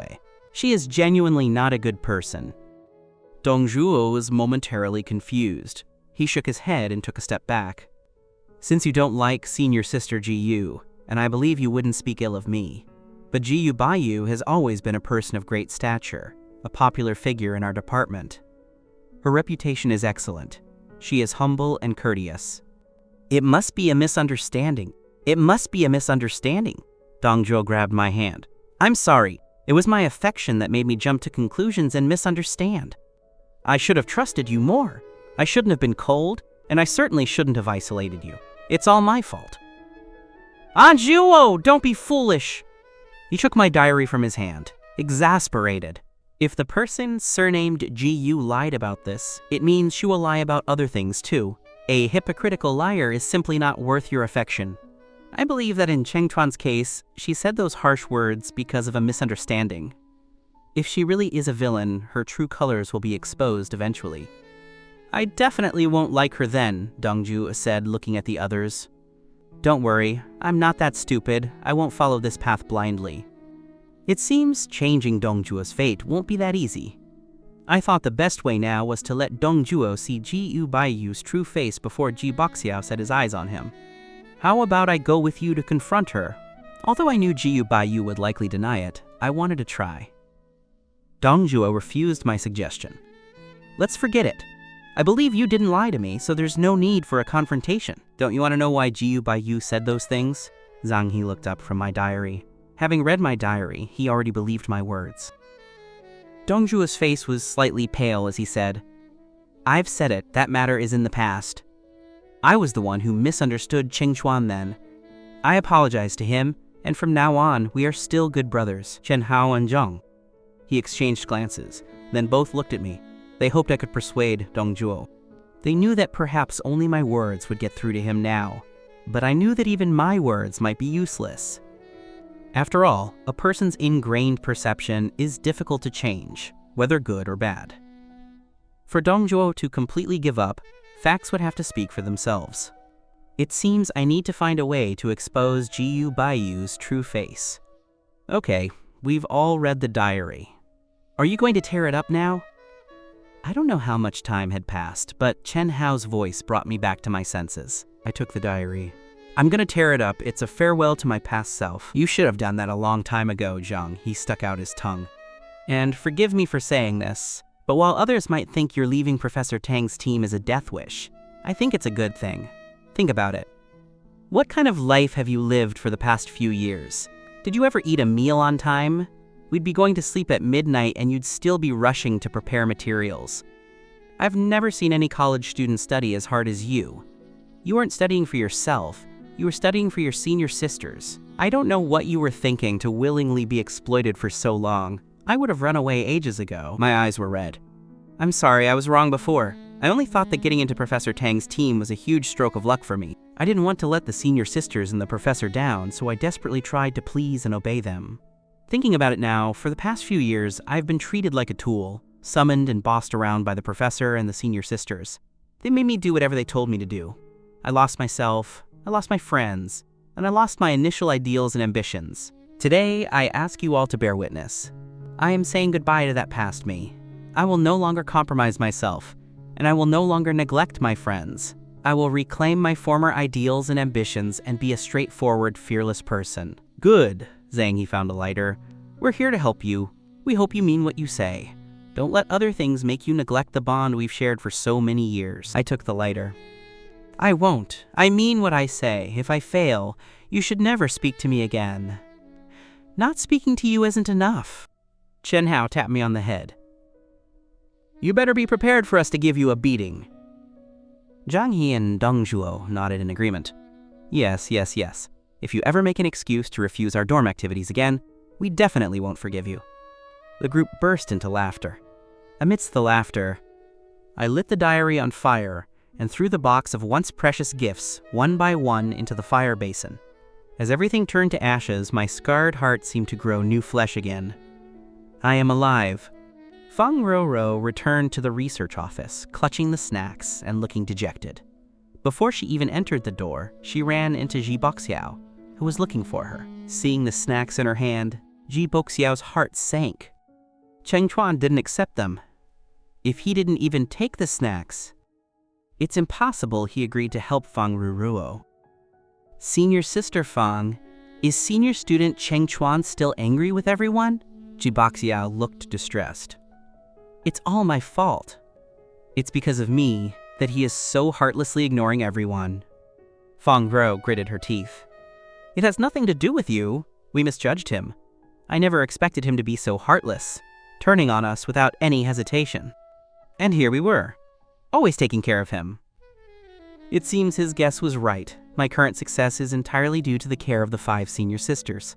Jiboxiao was now even more determined to discredit me. Jiboxiao reached out and touched Feng Ruo's arm. I believe senior student Cheng Chuan still cherishes your kindness, but he's just angry right now. Senior sister, tell me, how did Cheng Chuan usually interact with you? What is he most afraid of? What does he care about most? I know. Feng Ruruo shook off Jiboxiao's hand and walked quickly ahead. Cheng Chuan cares most about senior sister Ji Yu and listens to senior sister Ji Yu the most. The reason he is so angry this time is because senior sister Ji Yu chose to stand by you and ignored him. As long as senior sister Ji Yu is willing to coax him, he will definitely be like his old self. I'll go and persuade senior sister Ji Yu right now. Seeing Feng Ruruo's hurried back, Jiboxiao's face became rigid, filled with sarcasm. Why is it that when the problem started, everyone thought I was wrong and he was in the right, but now that I've stirred the pot, everyone ignores the mistakes he made? Feng Ruruo is such a fool. He had clearly intended for her to think about what leverage they had over me so they could control me. Instead, she came up with the idea of having Gu Bayou coax me. Who is Gu Bayou? The belle of the department. Why should she have to coax that country bumpkin? Jiboxiao gritted his teeth and immediately chased after Feng Ruruo. He absolutely could not let Gu Bayou coax me. Gu Bayou belonged to him, and in the future, she could not coax any other man besides him. Absolutely not. When Jiboxiao caught up, Gu Bayou was throwing a tantrum. If he doesn't accept them, he doesn't accept them. Why are you so nervous? This hasn't happened before. Don't you all understand him? Sister Bayou, please don't be angry. Jiboxiao walked over and handed her a glass of water. Senior sister Fang is a little anxious. She is just worried that senior student Cheng Chuan will really become distant from everyone after joining a new team. If you ask me, since the trouble started because of me, I should be the one to go and apologize and admit my mistake to him. Gu Bayou slammed the water cup onto the table. Absolutely not. He is the one who made the mistake. Now that he won't listen to reason and won't appreciate our kindness, let him be. Right now, senior sister Fang is the most upset. Senior sister, you really should go and coax him. After all, he is our junior student and has been in the same team for so many years. Do we really have to break ties with him? Am I the one who wants to break ties with him? Gu Bayou glared at Fang Ruo. Don't think I don't know what you're up to. You just want him to prepare your postgraduate entrance exam materials. You still know he's your junior student? Think about how much he has done for you over the past few years. What, you can't do those little things without his help? Well, should I go talk to Professor Tang and beg him to come back just so you can get lost? Fang Ruo's face turned pale and then flushed. I didn't mean that. It's just that there are so many things to do recently, and these little tasks like organizing documents need to be done by someone. Cheng Chuan always helped before. I truly didn't expect him to refuse. Fine, he's no longer part of the team, so stop trying to use him. A cold look flashed in Gu Bayou's eyes. But don't be too worried. That boy has never been mad at me for more than 3 days. 3 days within, he will definitely come and apologize to me. I'll put in a good word for you then. A flicker of hope crossed Fang Ruo's face. She knew that Gu Bayou wouldn't truly allow me to completely leave the team. Thank you, senior sister. I had always respected Gu Bayou within the team and had once said that a large part of the reason I joined was because of her. Although I never explicitly said I liked Gu Bayou, she had long seen my intentions and had often discussed it with the others in private, saying she only saw me as a brother and advising them to maintain boundaries. That afternoon, I received a call from Muanqing. There's a meeting. Go attend it and send the content to the group chat. Muanqing hung up before I could ask what meeting it was. I was speechless. I was about to check the campus forum to see what meetings were happening recently when I received a message from Muanqing. It was a forwarded invitation to the 25th Innovation Medical Competition kickoff meeting. She wanted me to attend, meaning I would represent our competing team. I was inexplicably happy. In Professor Tang's team, this kind of high-profile, team-representing event never fell to me. I was just the person who worked silently behind the scenes, and wasn't even given credit. Things were indeed different now. I was representing Professor Tian's research team, and it was my first time attending a meeting as a team representative. I absolutely could not embarrass the team. I turned around and rummaged through my closet for clothes. I didn't have many clothes. First, I hadn't had time to buy any. Second, Gu Bayou always said that researchers should be low-key and reserved, not wasting time on appearances. She even said that being ugly meant it didn't matter how well you dressed, which made me extremely self-conscious. But things were different now. I didn't want to live in obscurity anymore. I picked up my bag, intending to go buy some clothes, and ran into Chen Hao walking in. Don't you have classes recently? Where are you going? Going shopping to buy some clothes? I smiled. Do you have time to come with me? Chen Hao was interested. It's rare for you to buy clothes. We absolutely have to call Dong Zhao. He has a good eye for clothes. I guarantee he'll pick out things much better than your old ones. Soon, not only did Dong Zhao return, but Zheng He also came along. The four of us headed straight for the clothing market. Dong Zhao was a local, had money, and knew how to dress, so he was very familiar with these places. Don't worry, just pick out whatever you like. I'll pay for it later. I promise to make you look incredibly handsome. Dong Zhao pushed open the store door. There were quite a few customers in the store. A man and a woman were standing in front of us, the man's arm wrapped around the woman's waist. They were smiling as they chose clothes. Don't worry about the price. Just buy whatever you like. I have money. That was Chin Yao's voice. My eyes darkened and I strode toward the woman. Senior Sister Chin, you're so generous. It seems you're not short on money. Shouldn't you pay back the money you owe me? I looked at Chin Yao with a knowing smile. This Chin Yao did not come from a wealthy family, but was an absolute scumbag. In my past life, I didn't understand her true nature. I always thought she was an honest, hardworking scholar dedicated to her studies and research. When she constantly asked me to borrow money, using excuses like buying data and research equipment, I never doubted her and lent her all my scholarships and competition prizes. If I hadn't lent that money to Chin Yao, I wouldn't have less than 20,000 in my bank account. I only realized the truth when I was in trouble and needed money, begging Chin Yao, yet she directly chased me out the door. She not only denied ever borrowing money from me, but she publicly mocked me in front of a room full of men and women. Through the open door of Chin Yao's room, I saw the people inside. Expensive liquor worth tens of thousands a bottle sat on the table. Dozens of handsome young men were sitting on the sofa. That's when I learned that Chin Yao frequently visited bars and clubs while in school, and changed men more often than she changed clothes. She borrowed money from me when she needed to spend, and I became her ATM. She never intended to pay any of that money back. Chin Yao's face stiffened slightly. She truly hadn't expected to run into me here. Junior student, don't make a scene. I'm with my boyfriend right now. Let's talk back at school. As long as you pay back the money, I'll leave immediately. I absolutely won't disturb you. I had no intention of letting Chin Yao off the hook. I was determined to get that money back today. The man next to Chin Yao was annoyed. He frowned and glanced at me. Who is he? Why does he say you owe him money? His name is Cheng Chuan, my junior student. He's from a poor family. Why don't you go shop first? I need to talk to him for a couple of minutes. The man didn't intend to leave. Instead, he pushed Chin Yao aside and looked at me. So, you're the guy who sucks up to the senior sisters like a vampire, relying on them to survive? You're not even good looking. How did you manage to get all 5 senior sisters wrapped around your finger? Is your technique outstanding? Slap! Zhang. He rushed over and slapped the man across the face. If you don't know how to talk, shut up! Don't wait for me to beat you until you can't speak. The man was stunned by the hit. He glared at us furiously. I laughed, pointing at Chin Yao's neck.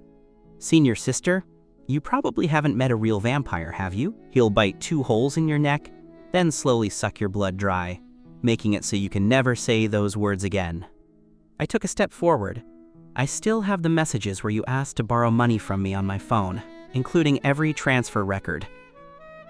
Do you want me to pull them out now and calculate them one by one, or will you transfer 110,000 to my card right now? Chin Yao currently owed me 110,000, which was 2 semesters, worth of scholarships and the 50,000 prize money I won from the competition last semester. Spending my money and then slandering me? She was worse than a dog. Chin Yao's face turned green and white. She shoved away the man who had just been hit.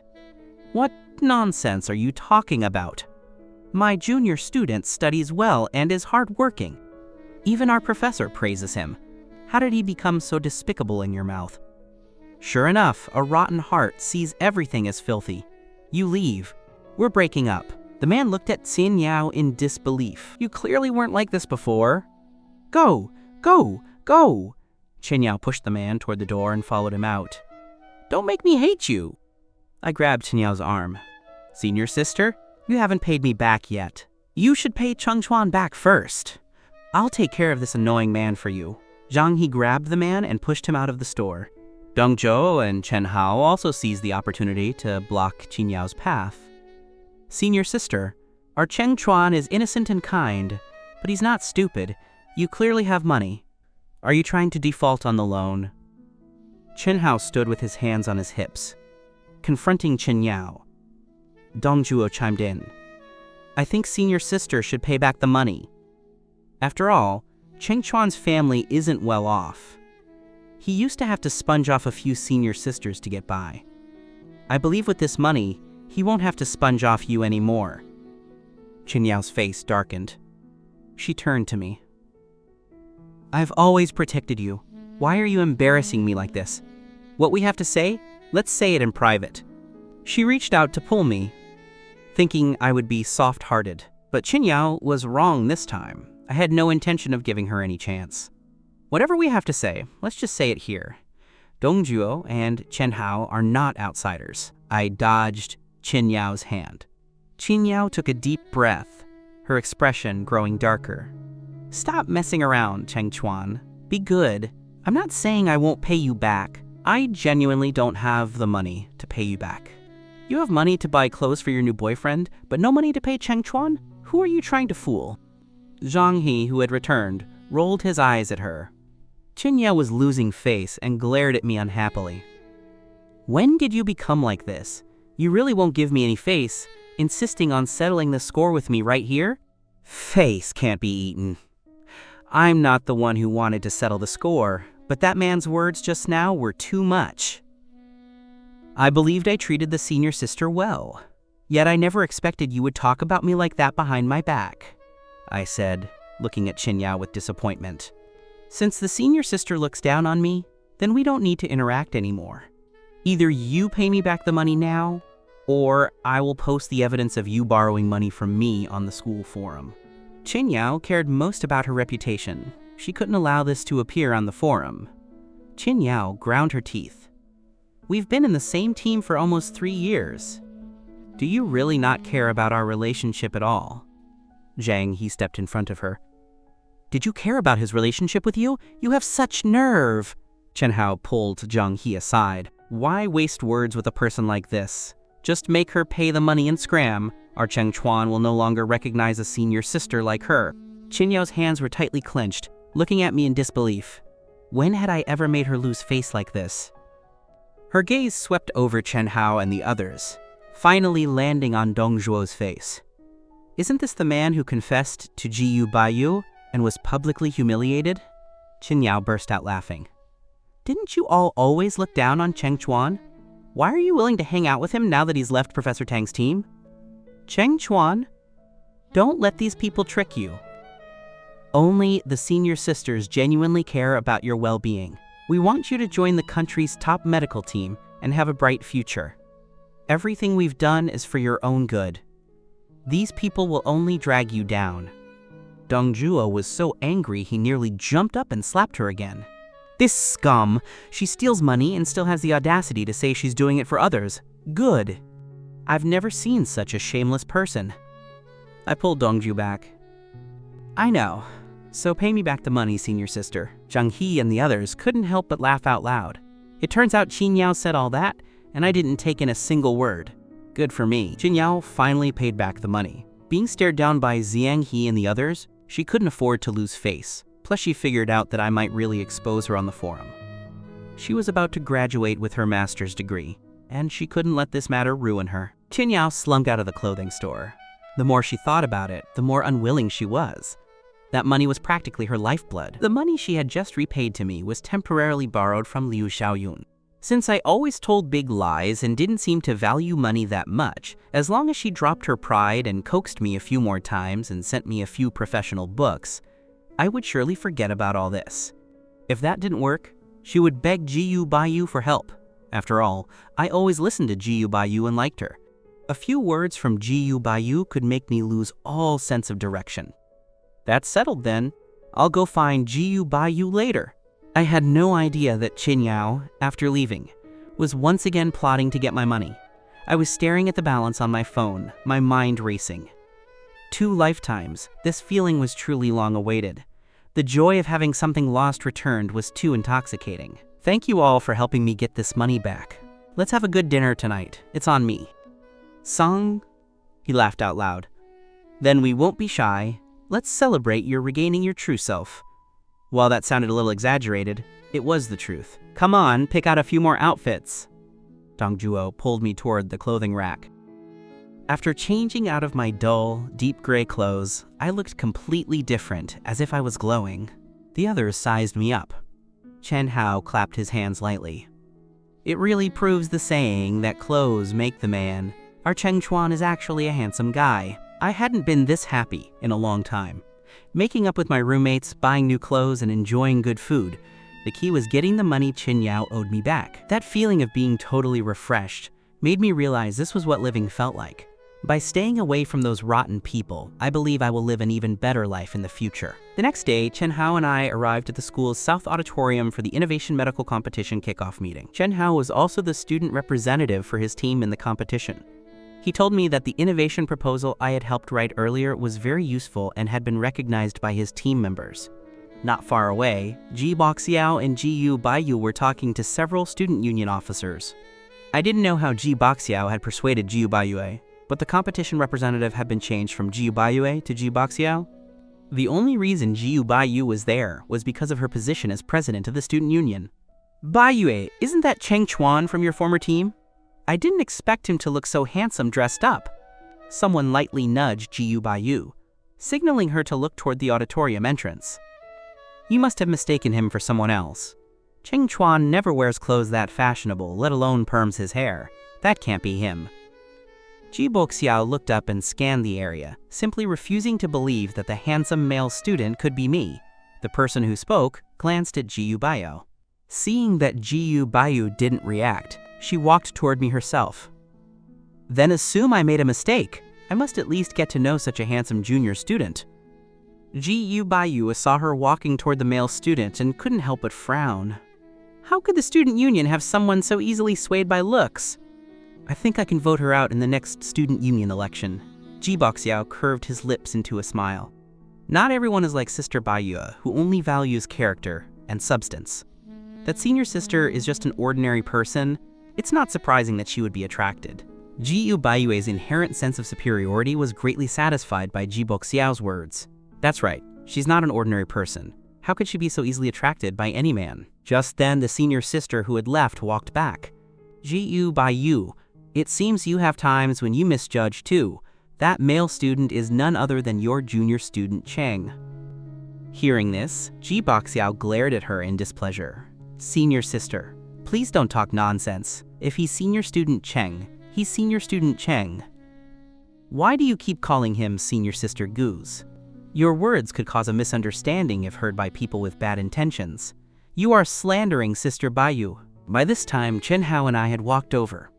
Gu Bayou looked at me, completely different from before, feeling some surprise, but mostly disgust.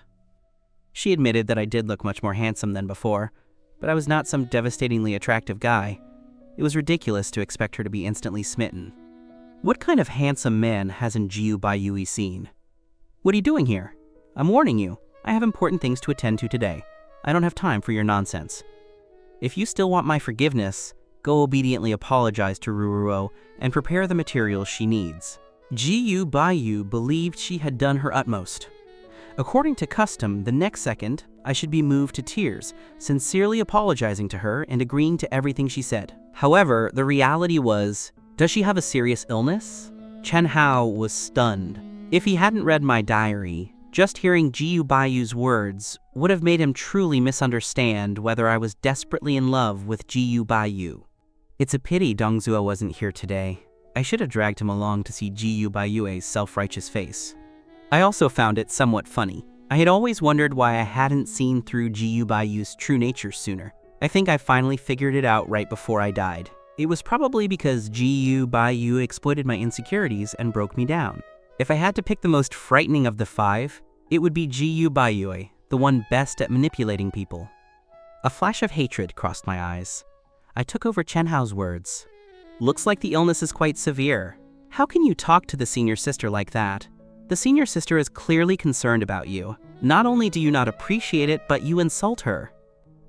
Jiboxiao rushed over to stand in front of Gu Bayou, looking protective.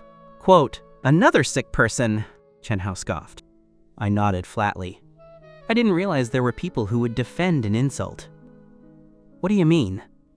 Gu Bayou had never been so publicly embarrassed. Didn't you hear what I just said? I acted as if I had just noticed her. Senior Sister Gu was speaking to me just now? My apologies, but I didn't come here to find you. I am here to attend the meeting as the representative of our competition team. I then turned to the female student who had been talking to Gu Bayou. Senior Sister G, please help me register and give me a copy of the brochure.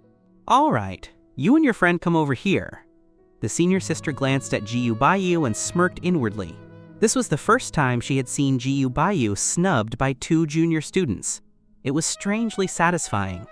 Oh, Gu Bayou, I never thought someone like you would have a day like this. Stop right there. Gu Bayou felt a lump in her throat. There's a limit to how much trouble you can cause. With your level of ability, why are you participating in the competition? Don't go embarrassing yourself. Go back immediately. If step one is to constantly belittle the other person, making them feel incompetent until they also believe they are incompetent, then she succeeds. I smiled. I'm not embarrassing you, so why are you so nervous? Or are you afraid of my embarrassment and trying to stop me from competing? Do student union members have that authority? I turned to the senior sister. President Gu can't prevent a junior student from competing, can she? Gu Bayou's face darkened. Shut up! This is between Cheng Chuan and me. Stay out of it! She reached out to grab me. Come with me. Let's talk. I'm bored. I dodged her hand and stepped back. I suddenly realized that they all like to talk to me one-on-one. I hadn't known why before, but now I finally understood. It was because the things they said, supposedly for my own good, simply couldn't withstand public scrutiny. I looked at Gu Bayou with a playful expression. Student Gu, you're wrong. This is not a matter between you and me. This is a matter between our team and the student union. Are you going to use your status to stop our team from participating in the competition? Chen Hao walked up. Cheng Chuan, why bother with him? Didn't Senior Sister Ji just say he has no right to do that? We've registered. Let's go find a good seat so we don't delay the meeting. I glanced at Gu Bayou indifferently. Student Gu, please move aside. My indifferent attitude made Gu Bayou's heart seize up. She subconsciously tried to grab my hand. This wasn't her Cheng Chuan. Her Cheng Chuan was obedient, sensible, and always listened to her. He would never say such hurtful things to her. Sister Bayou, Jiboxiao grabbed Gu Bayou's hand as she reached for me. I know Sister Bayou is worried that he will be sad and disappointed if he doesn't achieve the results he wants without having properly coordinated with his team members. But a senior student who is determined to prove himself may not appreciate your concern. Why don't we just wait and see? I'm sure that when the senior student encounters difficulties and doesn't get the results he wants, he will remember Sister Bayou's kindness. Gu Bayou's agitated heart was completely soothed by Jiboxiao. This is what a sensible junior student should say. Unlike that Cheng Chuan, he just left the team and is already trying to climb over my head. That's simply outrageous. She wanted to see what kind of mess the Cheng Chuan who left Professor Tang's team could make in a niche professional field. And he actually thinks he can prove himself through one competition? In his dreams. You're right, since he won't listen to advice, I don't mind helping him recognize reality faster, so he knows that without us he is nothing. Gu Bayou's lips curled into a grim smile, making Jiboxiao wonder if he had imagined it. Sister Bayou, that's enough. Go grab the materials and sit down. You must listen to the rules carefully so you can make a stunning debut, understand? Jiboxiao forced a stiff smile. I understand, Sister Bayou, but shouldn't innovation be the job of the senior sisters? Why did it fall to me? Jiboxiao was somewhat depressed. However, I heard that Muanqing has some ability.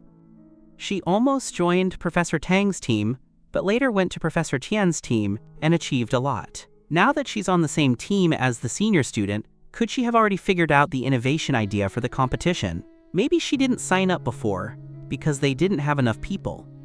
Gu Bayou chuckled. A mere defeated rival is not something you should be so afraid of. What? Are you really afraid that I'll place the pressure of innovation on you? With your abilities. Gu Bayou scanned him, her eyes betraying her contempt. Junior student, the senior sisters in the team are not just pretty faces. We were able to cultivate a top-of-the-class student like Cheng Chuan. And naturally, we can make your star rise with the team's success. As long as you are obedient, you will receive all the certificates and awards you could ever want. Jiboxiao's face froze slightly. Thank you, Sister Bayou. But the innovation is... Jiboxiao had an idea. Seeing Gu Bayou in a much better mood, he turned and left after registering with Chen Hao, completely unaware of what Gu Bayou and Jiboxiao had discussed. When the meeting ended, I immediately sent the recording file to the group chat. Soon, there was a response in the group. Wow, little Cheng Chuan even prepared the recording. Thank you for attending the meeting today. I'll treat you to a good meal when I get back. He Cheng, the team captain, had sent a voice message. Thank you, senior student. This is what I should do. It was no trouble. I typed a reply. Soon, Muanqing also sent a message.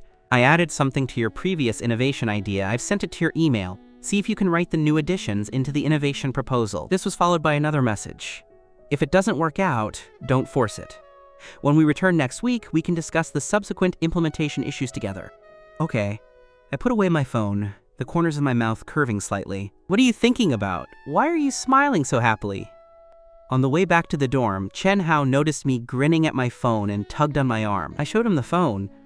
The people in the team praised me and talked about the innovation. I'm happy. You're smiling like that just because of a small compliment? Chen Hao's eyes darkened. How long has it been since someone praised you? You are clearly excellent enough. It's simply outrageous.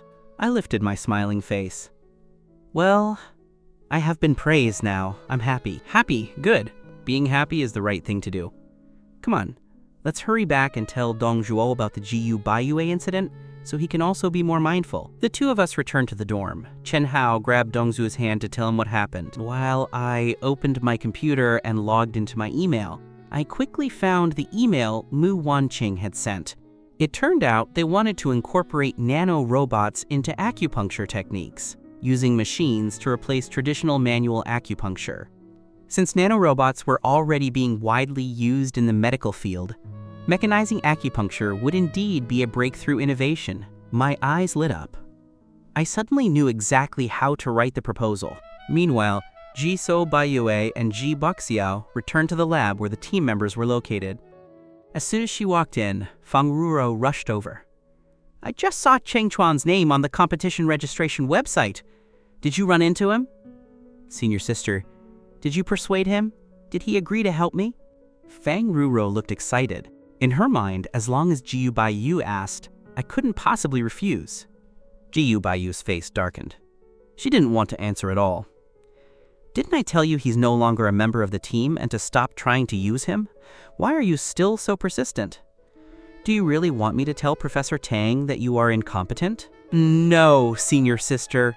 Please don't tell Professor Tang. I won't bother Cheng Chuan anymore. Fang Ruo's face turned pale with fear. She didn't understand why Gu Bayou was so angry. After Gu Bayou had left, Fang Ruo complained in a low voice with some displeasure. She was the one who agreed to help me. If she won't help, fine, but why is she blaming me now? Jiboxiao pouted and tugged at Fang Ruo's sleeve.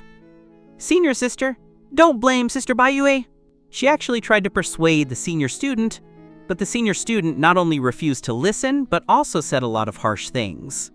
Impossible, Fang Ruo instinctively disagreed.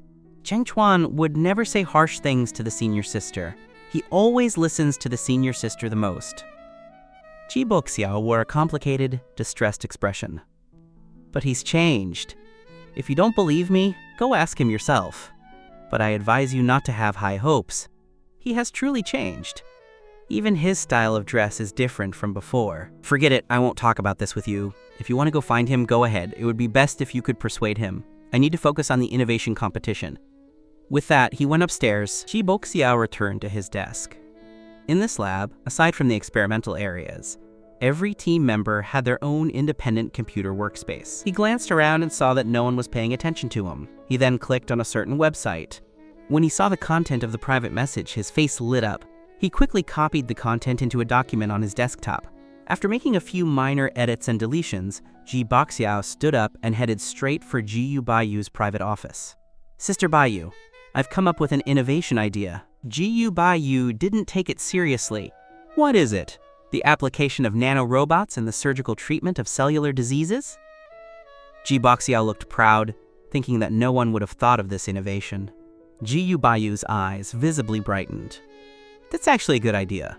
Go back and think about it carefully and write the complete proposal for me. But don't pressure yourself.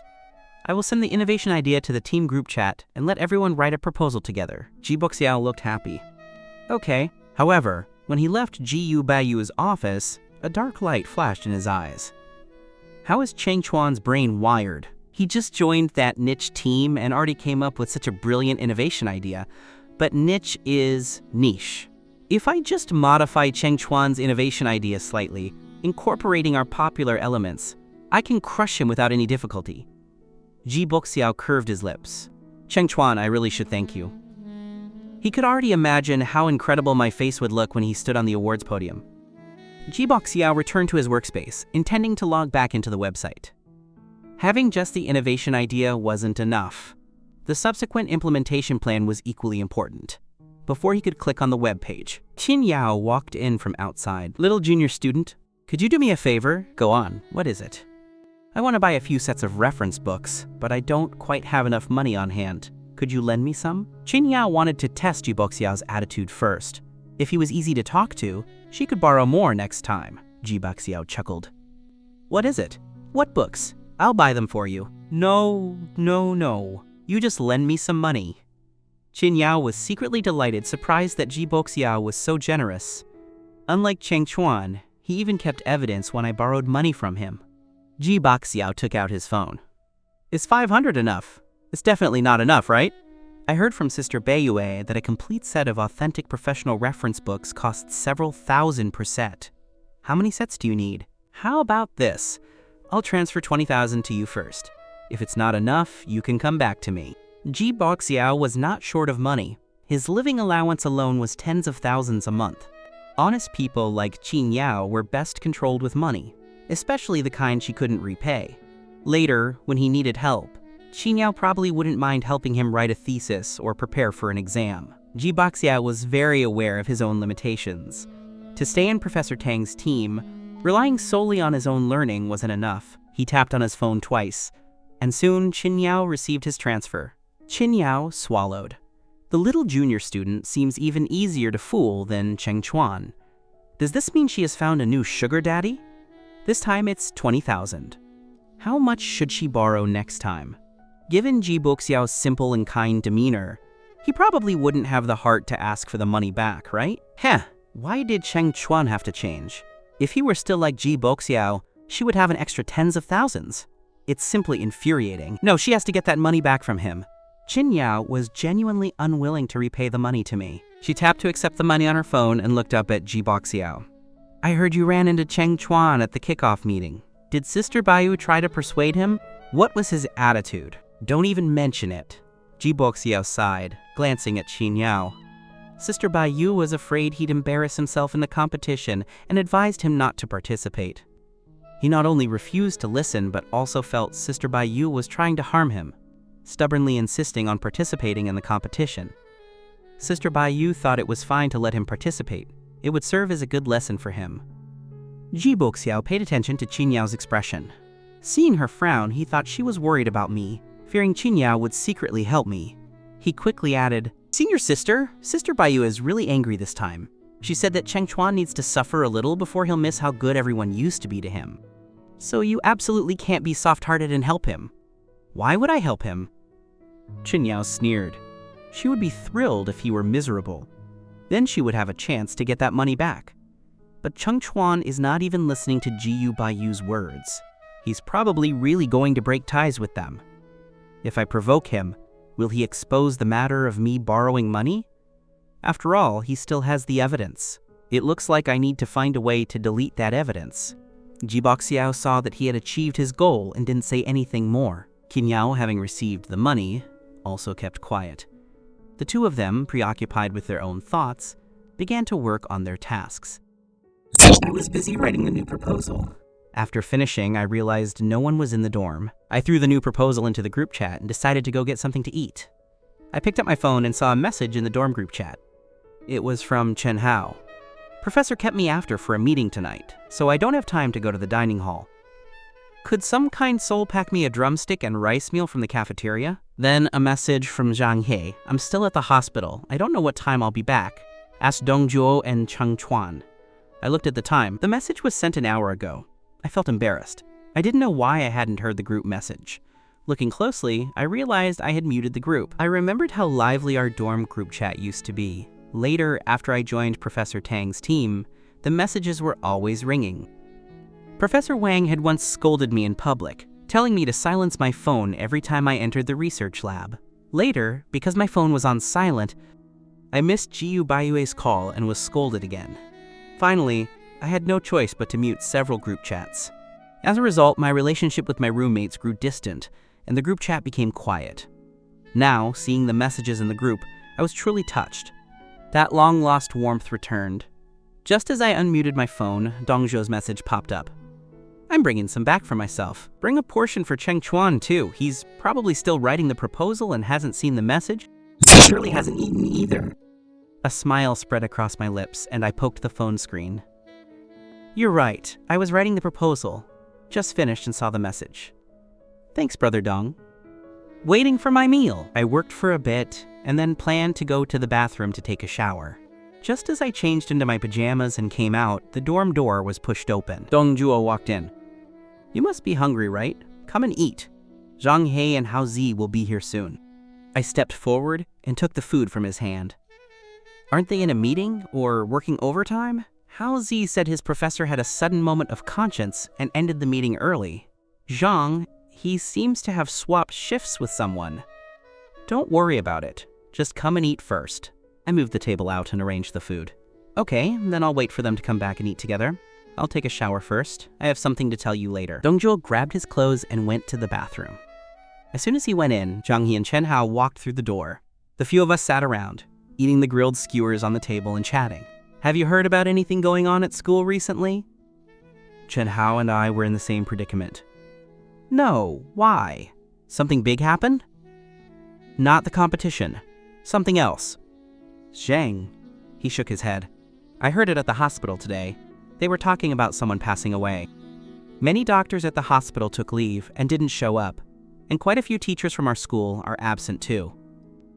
I thought of something. In my previous life, it was also around this time that a master of traditional Chinese medicine in the medical field passed away. I wondered if Zhang, he was referring to the same person. I remember Professor Tang even went to pay his respects. If it's really something big, it must be in the news. Chen Hao pulled out his phone. Look, is this it? There's a news item on the trending searches. Inheritor of a prominent domestic TCM lineage, renowned TCM master Tian Hai, passed away at 3 p.m. this afternoon. That name sounds familiar. I clicked on the news and quickly saw a photo of Tian Hai. I know this person. He's Professor Tang's teacher. He's not just Professor Tang's teacher. Dong Zhuo emerged from the bathroom. I was going to tell you about this after my shower. It seems you already know, but I still want to tell you that this Professor Tian is Muanqing's maternal grandfather. His wife, Tian Rongyu, was once the vice principal of our school, and also Professor Tang's cellular biology advisor. You could say that Professor Tang's current achievements are inseparable from Professor Tian's family. I gasped, but everyone says Professor Tian and Professor Tang are bitter rivals. That's later. Dongzhuo frowned. I don't know the specifics of what happened, but I heard the elders in my family mention it. It seems that Professor Tang had a deep relationship with the Tian family years ago. If it weren't for an accident, he might have become the Tian family's son-in-law. Oh my god, did they become mortal enemies because of a love-hate relationship? Zhang, he looked at me anxiously. Little Chung Chuan, I'm a little worried for you. I shook my head. Asterisk, it's definitely not what you think. I believe Professor Tian and Professor Tang never had a relationship, although I haven't interacted with Professor Tian much. I can sense that someone with Professor Tian's personality would never have been interested in Professor Tang. So Muanqing and He Chang weren't at school these past 2 days, because of a family matter involving Professor Tian. Although I had just joined the team, I also wanted to pay my respects to Elder Tian. Do you know where Elder Tian's funeral is being held? I'd like to go and pay my respects. Dong Zhuo nodded.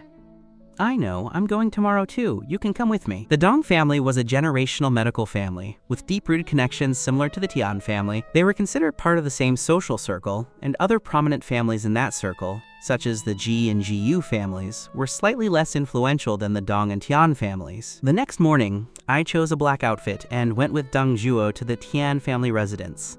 As we neared, I got out of the car to buy a bouquet of gardenias at a flower shop.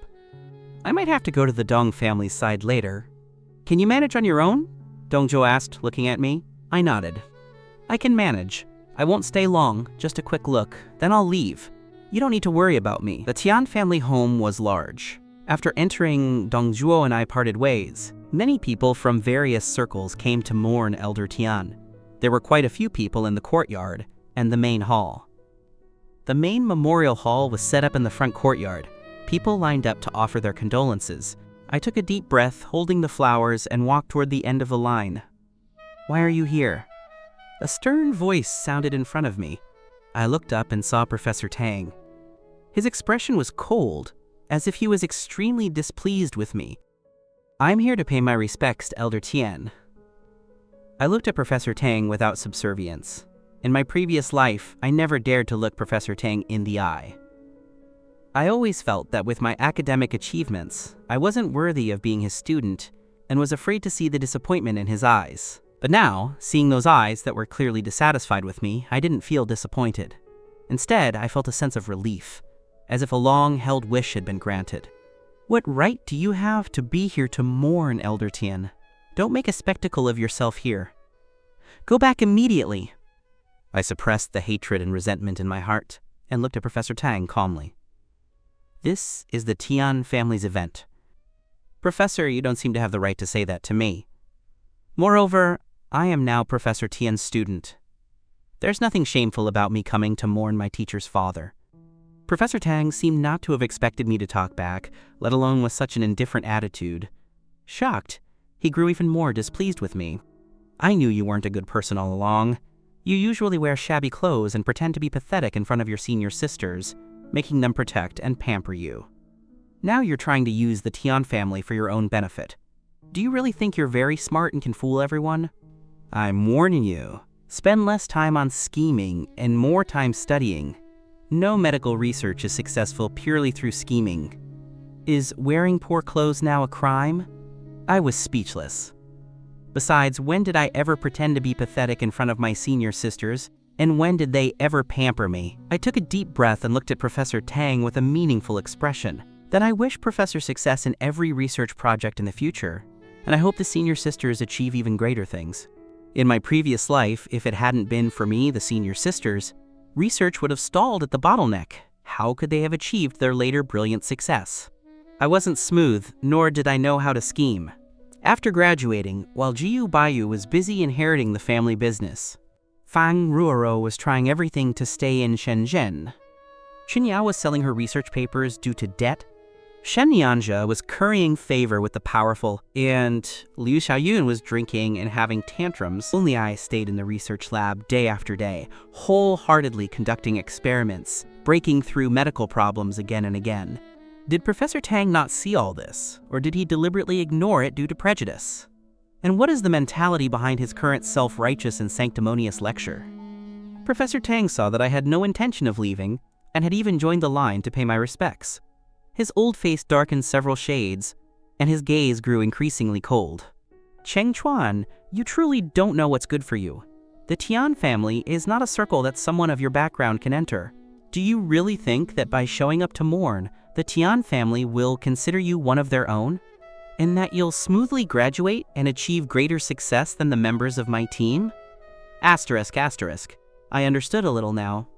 Professor Tang, are you perhaps scared? Scared that I, a former member who left your team, will eventually be better than anyone in your team? Asterisk, asterisk. Before Professor Tang could speak again, Muanqing walked over. Professor Tang, my family doesn't welcome you, and my grandfather doesn't want to see you. Get out! My eyes widened in shock. My gaze swept back and forth across Professor Tang's face without any restraint, as if to say, see? You're the one who's unwelcome, not me. Professor Tang trembled with rage. Since when does a child get to decide what happens in the Tian family? I came to mourn my esteemed mentor. I don't need anyone's welcome. Muanqing raised a hand. Then it seems I'll have to ask someone to escort you out.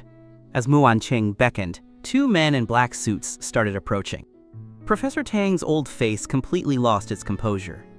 Although he had indeed wronged the Tian family all those years ago, and he hadn't sought them out for years, he felt that he shouldn't be chased away now that he was here to pay his respects. The old man of the Tian family is gone, Tian Yanning is not capable of taking charge, and Muanqing chose a niche field.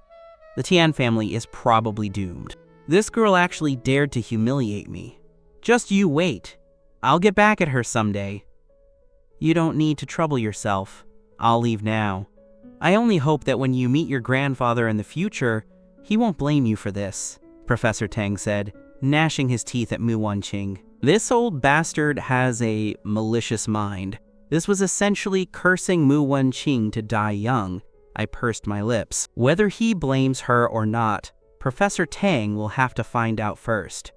But I wonder if Professor Tang has the good fortune to meet the old man. I said this while raising my hand and pointing to the sky, then pointing down toward the ground. Saying this to his former professor was truly incredibly disrespectful. But Muanqing felt a sense of satisfaction. Only Cheng Chuan could openly curse his own teacher to hell. "You!" Professor Tang raised his hand in anger. Just then, the Tian family bodyguards arrived. Professor Tang took a deep breath, suppressing his fury. "I won't stoop to the level of you little kids. Elder Tian's memorial service is solemn and respectful, Cheng Chuan. You better watch yourself." Seeing Professor Tang stride quickly away from the Tian family home, I turned to Muanqing. What did he mean by that? Was he trying to suggest that I'm being disrespectful to Elder Tian? "Ignore him. I'll take you to see my mother," Muanqing said. Muanqing's mother was Professor Tian. Before yesterday, I hadn't known about this relationship. I shook my head. "No need. I just came to pay my respects to Elder Tian. Out of respect, I don't want to bother you all." Muanqing looked down at me. When she first met me, she noticed that I seemed malnourished, excessively thin, with a pale face and always trailing behind Professor Tang's students, looking timid and submissive. She was surprised that such a timid boy not only had the courage to leave Professor Tang's team and choose a niche major, but also dared to insult people, and he was insulting them for her. He looked handsome and cute, making it hard not to be drawn to him. Muanqing's mood was naturally not good. Her grandfather's passing cast a shadow over the entire Tian family, but at that moment, she felt slightly better. Muanqing reached out and patted my head. "I'll see you later." She said this and walked away. I didn't understand what she meant until I walked into the main hall and it was my turn to offer condolences. After expressing my sorrow to the deceased, I turned and saw Muanqing standing in the family member's position nearby, waiting to offer thanks. Meeting her eyes, which were filled with barely concealed grief, I felt I should say something, but I just pursed my lips and managed to squeeze out 2 words. "Senior sister." "I know, thank you." Muanqing seemed to understand what I meant and patted me on the shoulder. Professor Tian, standing beside her, also looked at me. "Good child. You have a kind heart." On the way back, I felt very sad, a sadness I had never felt before. I grew up eating from 100 families, not the kind of 100 families people imagine. The villagers didn't like me. They said my mother ran away after giving birth to me. The village chief, being kind-hearted, insisted that I was a human life and forced every household in the village to raise me for one day. The villagers were poor, and even though I didn't eat much, no one was willing to take care of me. I only managed to go to school by threatening to kill myself, begging the village chief for the chance. The price was working for the villagers to earn my tuition. I did everything: washing clothes, cooking, feeding pigs, herding cattle. I had never experienced love from others since childhood, so I couldn't understand the pain of a close relative passing away. But for some reason, when I saw the sadness in Muanqing's usually cold eyes, I felt a tightness in my chest. I clutched my chest and got on the bus back to the city. In the afternoon, back at the dorm, Chen Hao looked at me worriedly. "What's wrong?" "I don't know." Seeing Muanqing's expression just made me sad. I rubbed my chest. Chen Hao seemed to understand. I knew it. Our Cheng Chuan has the kindest heart in the world. He just can't bear to see others sad. "No." I shook my head. "I can be ruthless toward Gu Bayou and the others. I absolutely won't forgive them." Chen Hao reached out and pinched my face. "You should be ruthless toward people who aren't good to you. I have class in a bit. Don't just sulk in the dorm. Go out for a walk." "I'm going to class now." Chen Hao grabbed his backpack and left. As soon as he left, I noticed a forgotten toy under the desk. This wooden block rabbit was a finished puzzle. I was born in the year of the rabbit. This was a birthday gift from Fang Ruruo years ago. I used to really like this rabbit, but now seeing it just felt like an eyesore. I picked it up from under the desk and walked out of the dorm. There was a large trash can outside the dorm entrance. You could often see whole bouquets of fresh flowers and huge teddy bears in it, all things guys threw away after a failed confession. I looked down at the rabbit in my hand and inexplicably smiled. We had been together for several years, and the senior sisters who constantly said they treated me like a brother seemed to have never given me a gift worth more than 100 yuan. They expressed the idea of a profound bond that transcends material value. To the extreme, But on their own birthdays, they would always pick out the gift they wanted and tell me to buy it, claiming it was to save my brain cells from having to think of a present. Thinking back now, the cheapest gift I gave them was worth over 300 yuan online. I was the poorest among them, my clothes were worn out, I only chose the cheapest meal sets, and I wouldn't replace toiletries unless absolutely necessary. They seemed completely oblivious to this, continuing to bully me as they always had, and taking as much as they wanted. All they gave me was the title of being Professor Tang's student. In the end, they even personally stripped me of that title. I stopped in front of the trash can, raised my hand, and tossed the rabbit inside. Just as I turned around, I coincidentally saw Feng Ruo staring at me dumbfounded. Feng Ruo looked at me, then at the trash can, seemingly unable to believe what she had just seen. "What did you throw away?" I found Feng Ruo's heartbroken expression amusing. "Just a block-building rabbit toy used to amuse a 3-year-old child." "Student Fang, surely you didn't think it was something valuable, did you?" "Cheng Chuan," Feng Ruo pointed at me, her eyes practically spitting fire. "How could you become like this? Is that about money? That was a token of my regard for you." Faced with her bellowing accusation, I actually didn't want to respond at all, because I knew that cold indifference, without explanation, would be the biggest blow to them. But as more and more students gathered to watch the spectacle, I felt I had to say something. "Compared to that block toy you bought for less than 10 yuan, I went without meat for several months just to buy you the latest designer handbag for your birthday. I finally saved up enough money to buy it, but you still complained that I picked the wrong color and publicly embarrassed me. You say the block set was assembled by you, and the colors were chosen by you. You invested effort and time, but compare that to me. I was truly hungry for several months. Which one is less of an investment of time and effort? Besides, the thing you gave me is mine. It's my business if I throw it away now. What right do you have to be yelling here?" My eyes were cold and devoid of any emotion. The students watching the scene couldn't hold back their comments. No wonder Student Chang left so decisively this time. It turns out someone in the team was bullying him. Didn't they say Student Fang and Student Chang had the best relationship? Now it seems it was all an act. This Student Fang is too good at pretending, exchanging a few dollars worth of junk for a bag worth thousands. What a terrible person.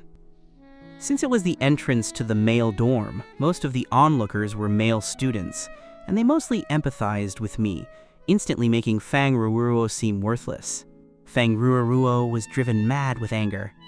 "Shut up! What do you know? We never bullied him. We all cared about him. He's our junior student. His current achievements. My current achievements were earned through my own true ability. I didn't stay with the team even though I didn't pass the exam," I interrupted her coldly. "Student Feng, I advise you to think carefully before you speak.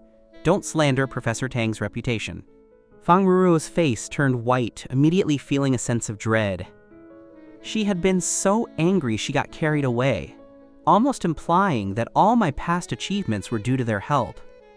Although everyone tacitly assumed that without their guidance and Professor Tang's strict instruction, I couldn't have maintained the top rank in my grade, or won so many relevant awards, saying it out loud changed the meaning. After all, I was the only male student from the countryside in the entire team. If it weren't for my malnourished appearance, rumors might have already spread, and people would probably question Professor Tang's impartiality in selecting talent. Feng Ruo only felt fear, but my fists were already tightly clenched in anger. In my previous life, I was ruined by these rumors. Everyone said I was shameless, and those rumors almost drove me to my death. But neither Professor Tang nor my 5 good senior sisters stood up to say a single word of fairness for me. They just watched me being slandered and abused until no hospital was willing to hire me. And now, Feng Ruo was carelessly trying to make that whole episode repeat itself. She hadn't considered that a casual remark from her could destroy me. What right does she have to say that my achievements depend on them? If I weren't afraid of getting my hands dirty, I would truly give her 2 slaps. Feng Ruo knew that what was done, and she couldn't win me back. But she truly put her heart into the rabbit she gave me, and I bought her the handbag voluntarily. She never forced me. She truly didn't understand. The money for the handbag was saved through my own thriftiness. It was voluntary. Everything was voluntary. She never forced me. Why should she bear everyone's anger and hostility? Fang Ruruo looked at the disdainful glances directed at her and felt extreme hatred for me. It seems junior student G was right. You've changed. I truly never expected you to become so loathsome one day. You talk about money all the time. How can you properly conduct research with such a mindset? No wonder you failed the assessment this time and junior student G passed. No wonder Professor Tang chose junior student G for the team. You deserved it. I failed the initial assessment. Student Fang? Are you forgetting? I scoffed. I ranked first in the initial assessment. I lost on the thesis. Professor Tang looking down on my thesis, I accept that. Since student Fang says I deserved it, then I deserved it. With that, I lost the patience to argue with her. I turned to leave,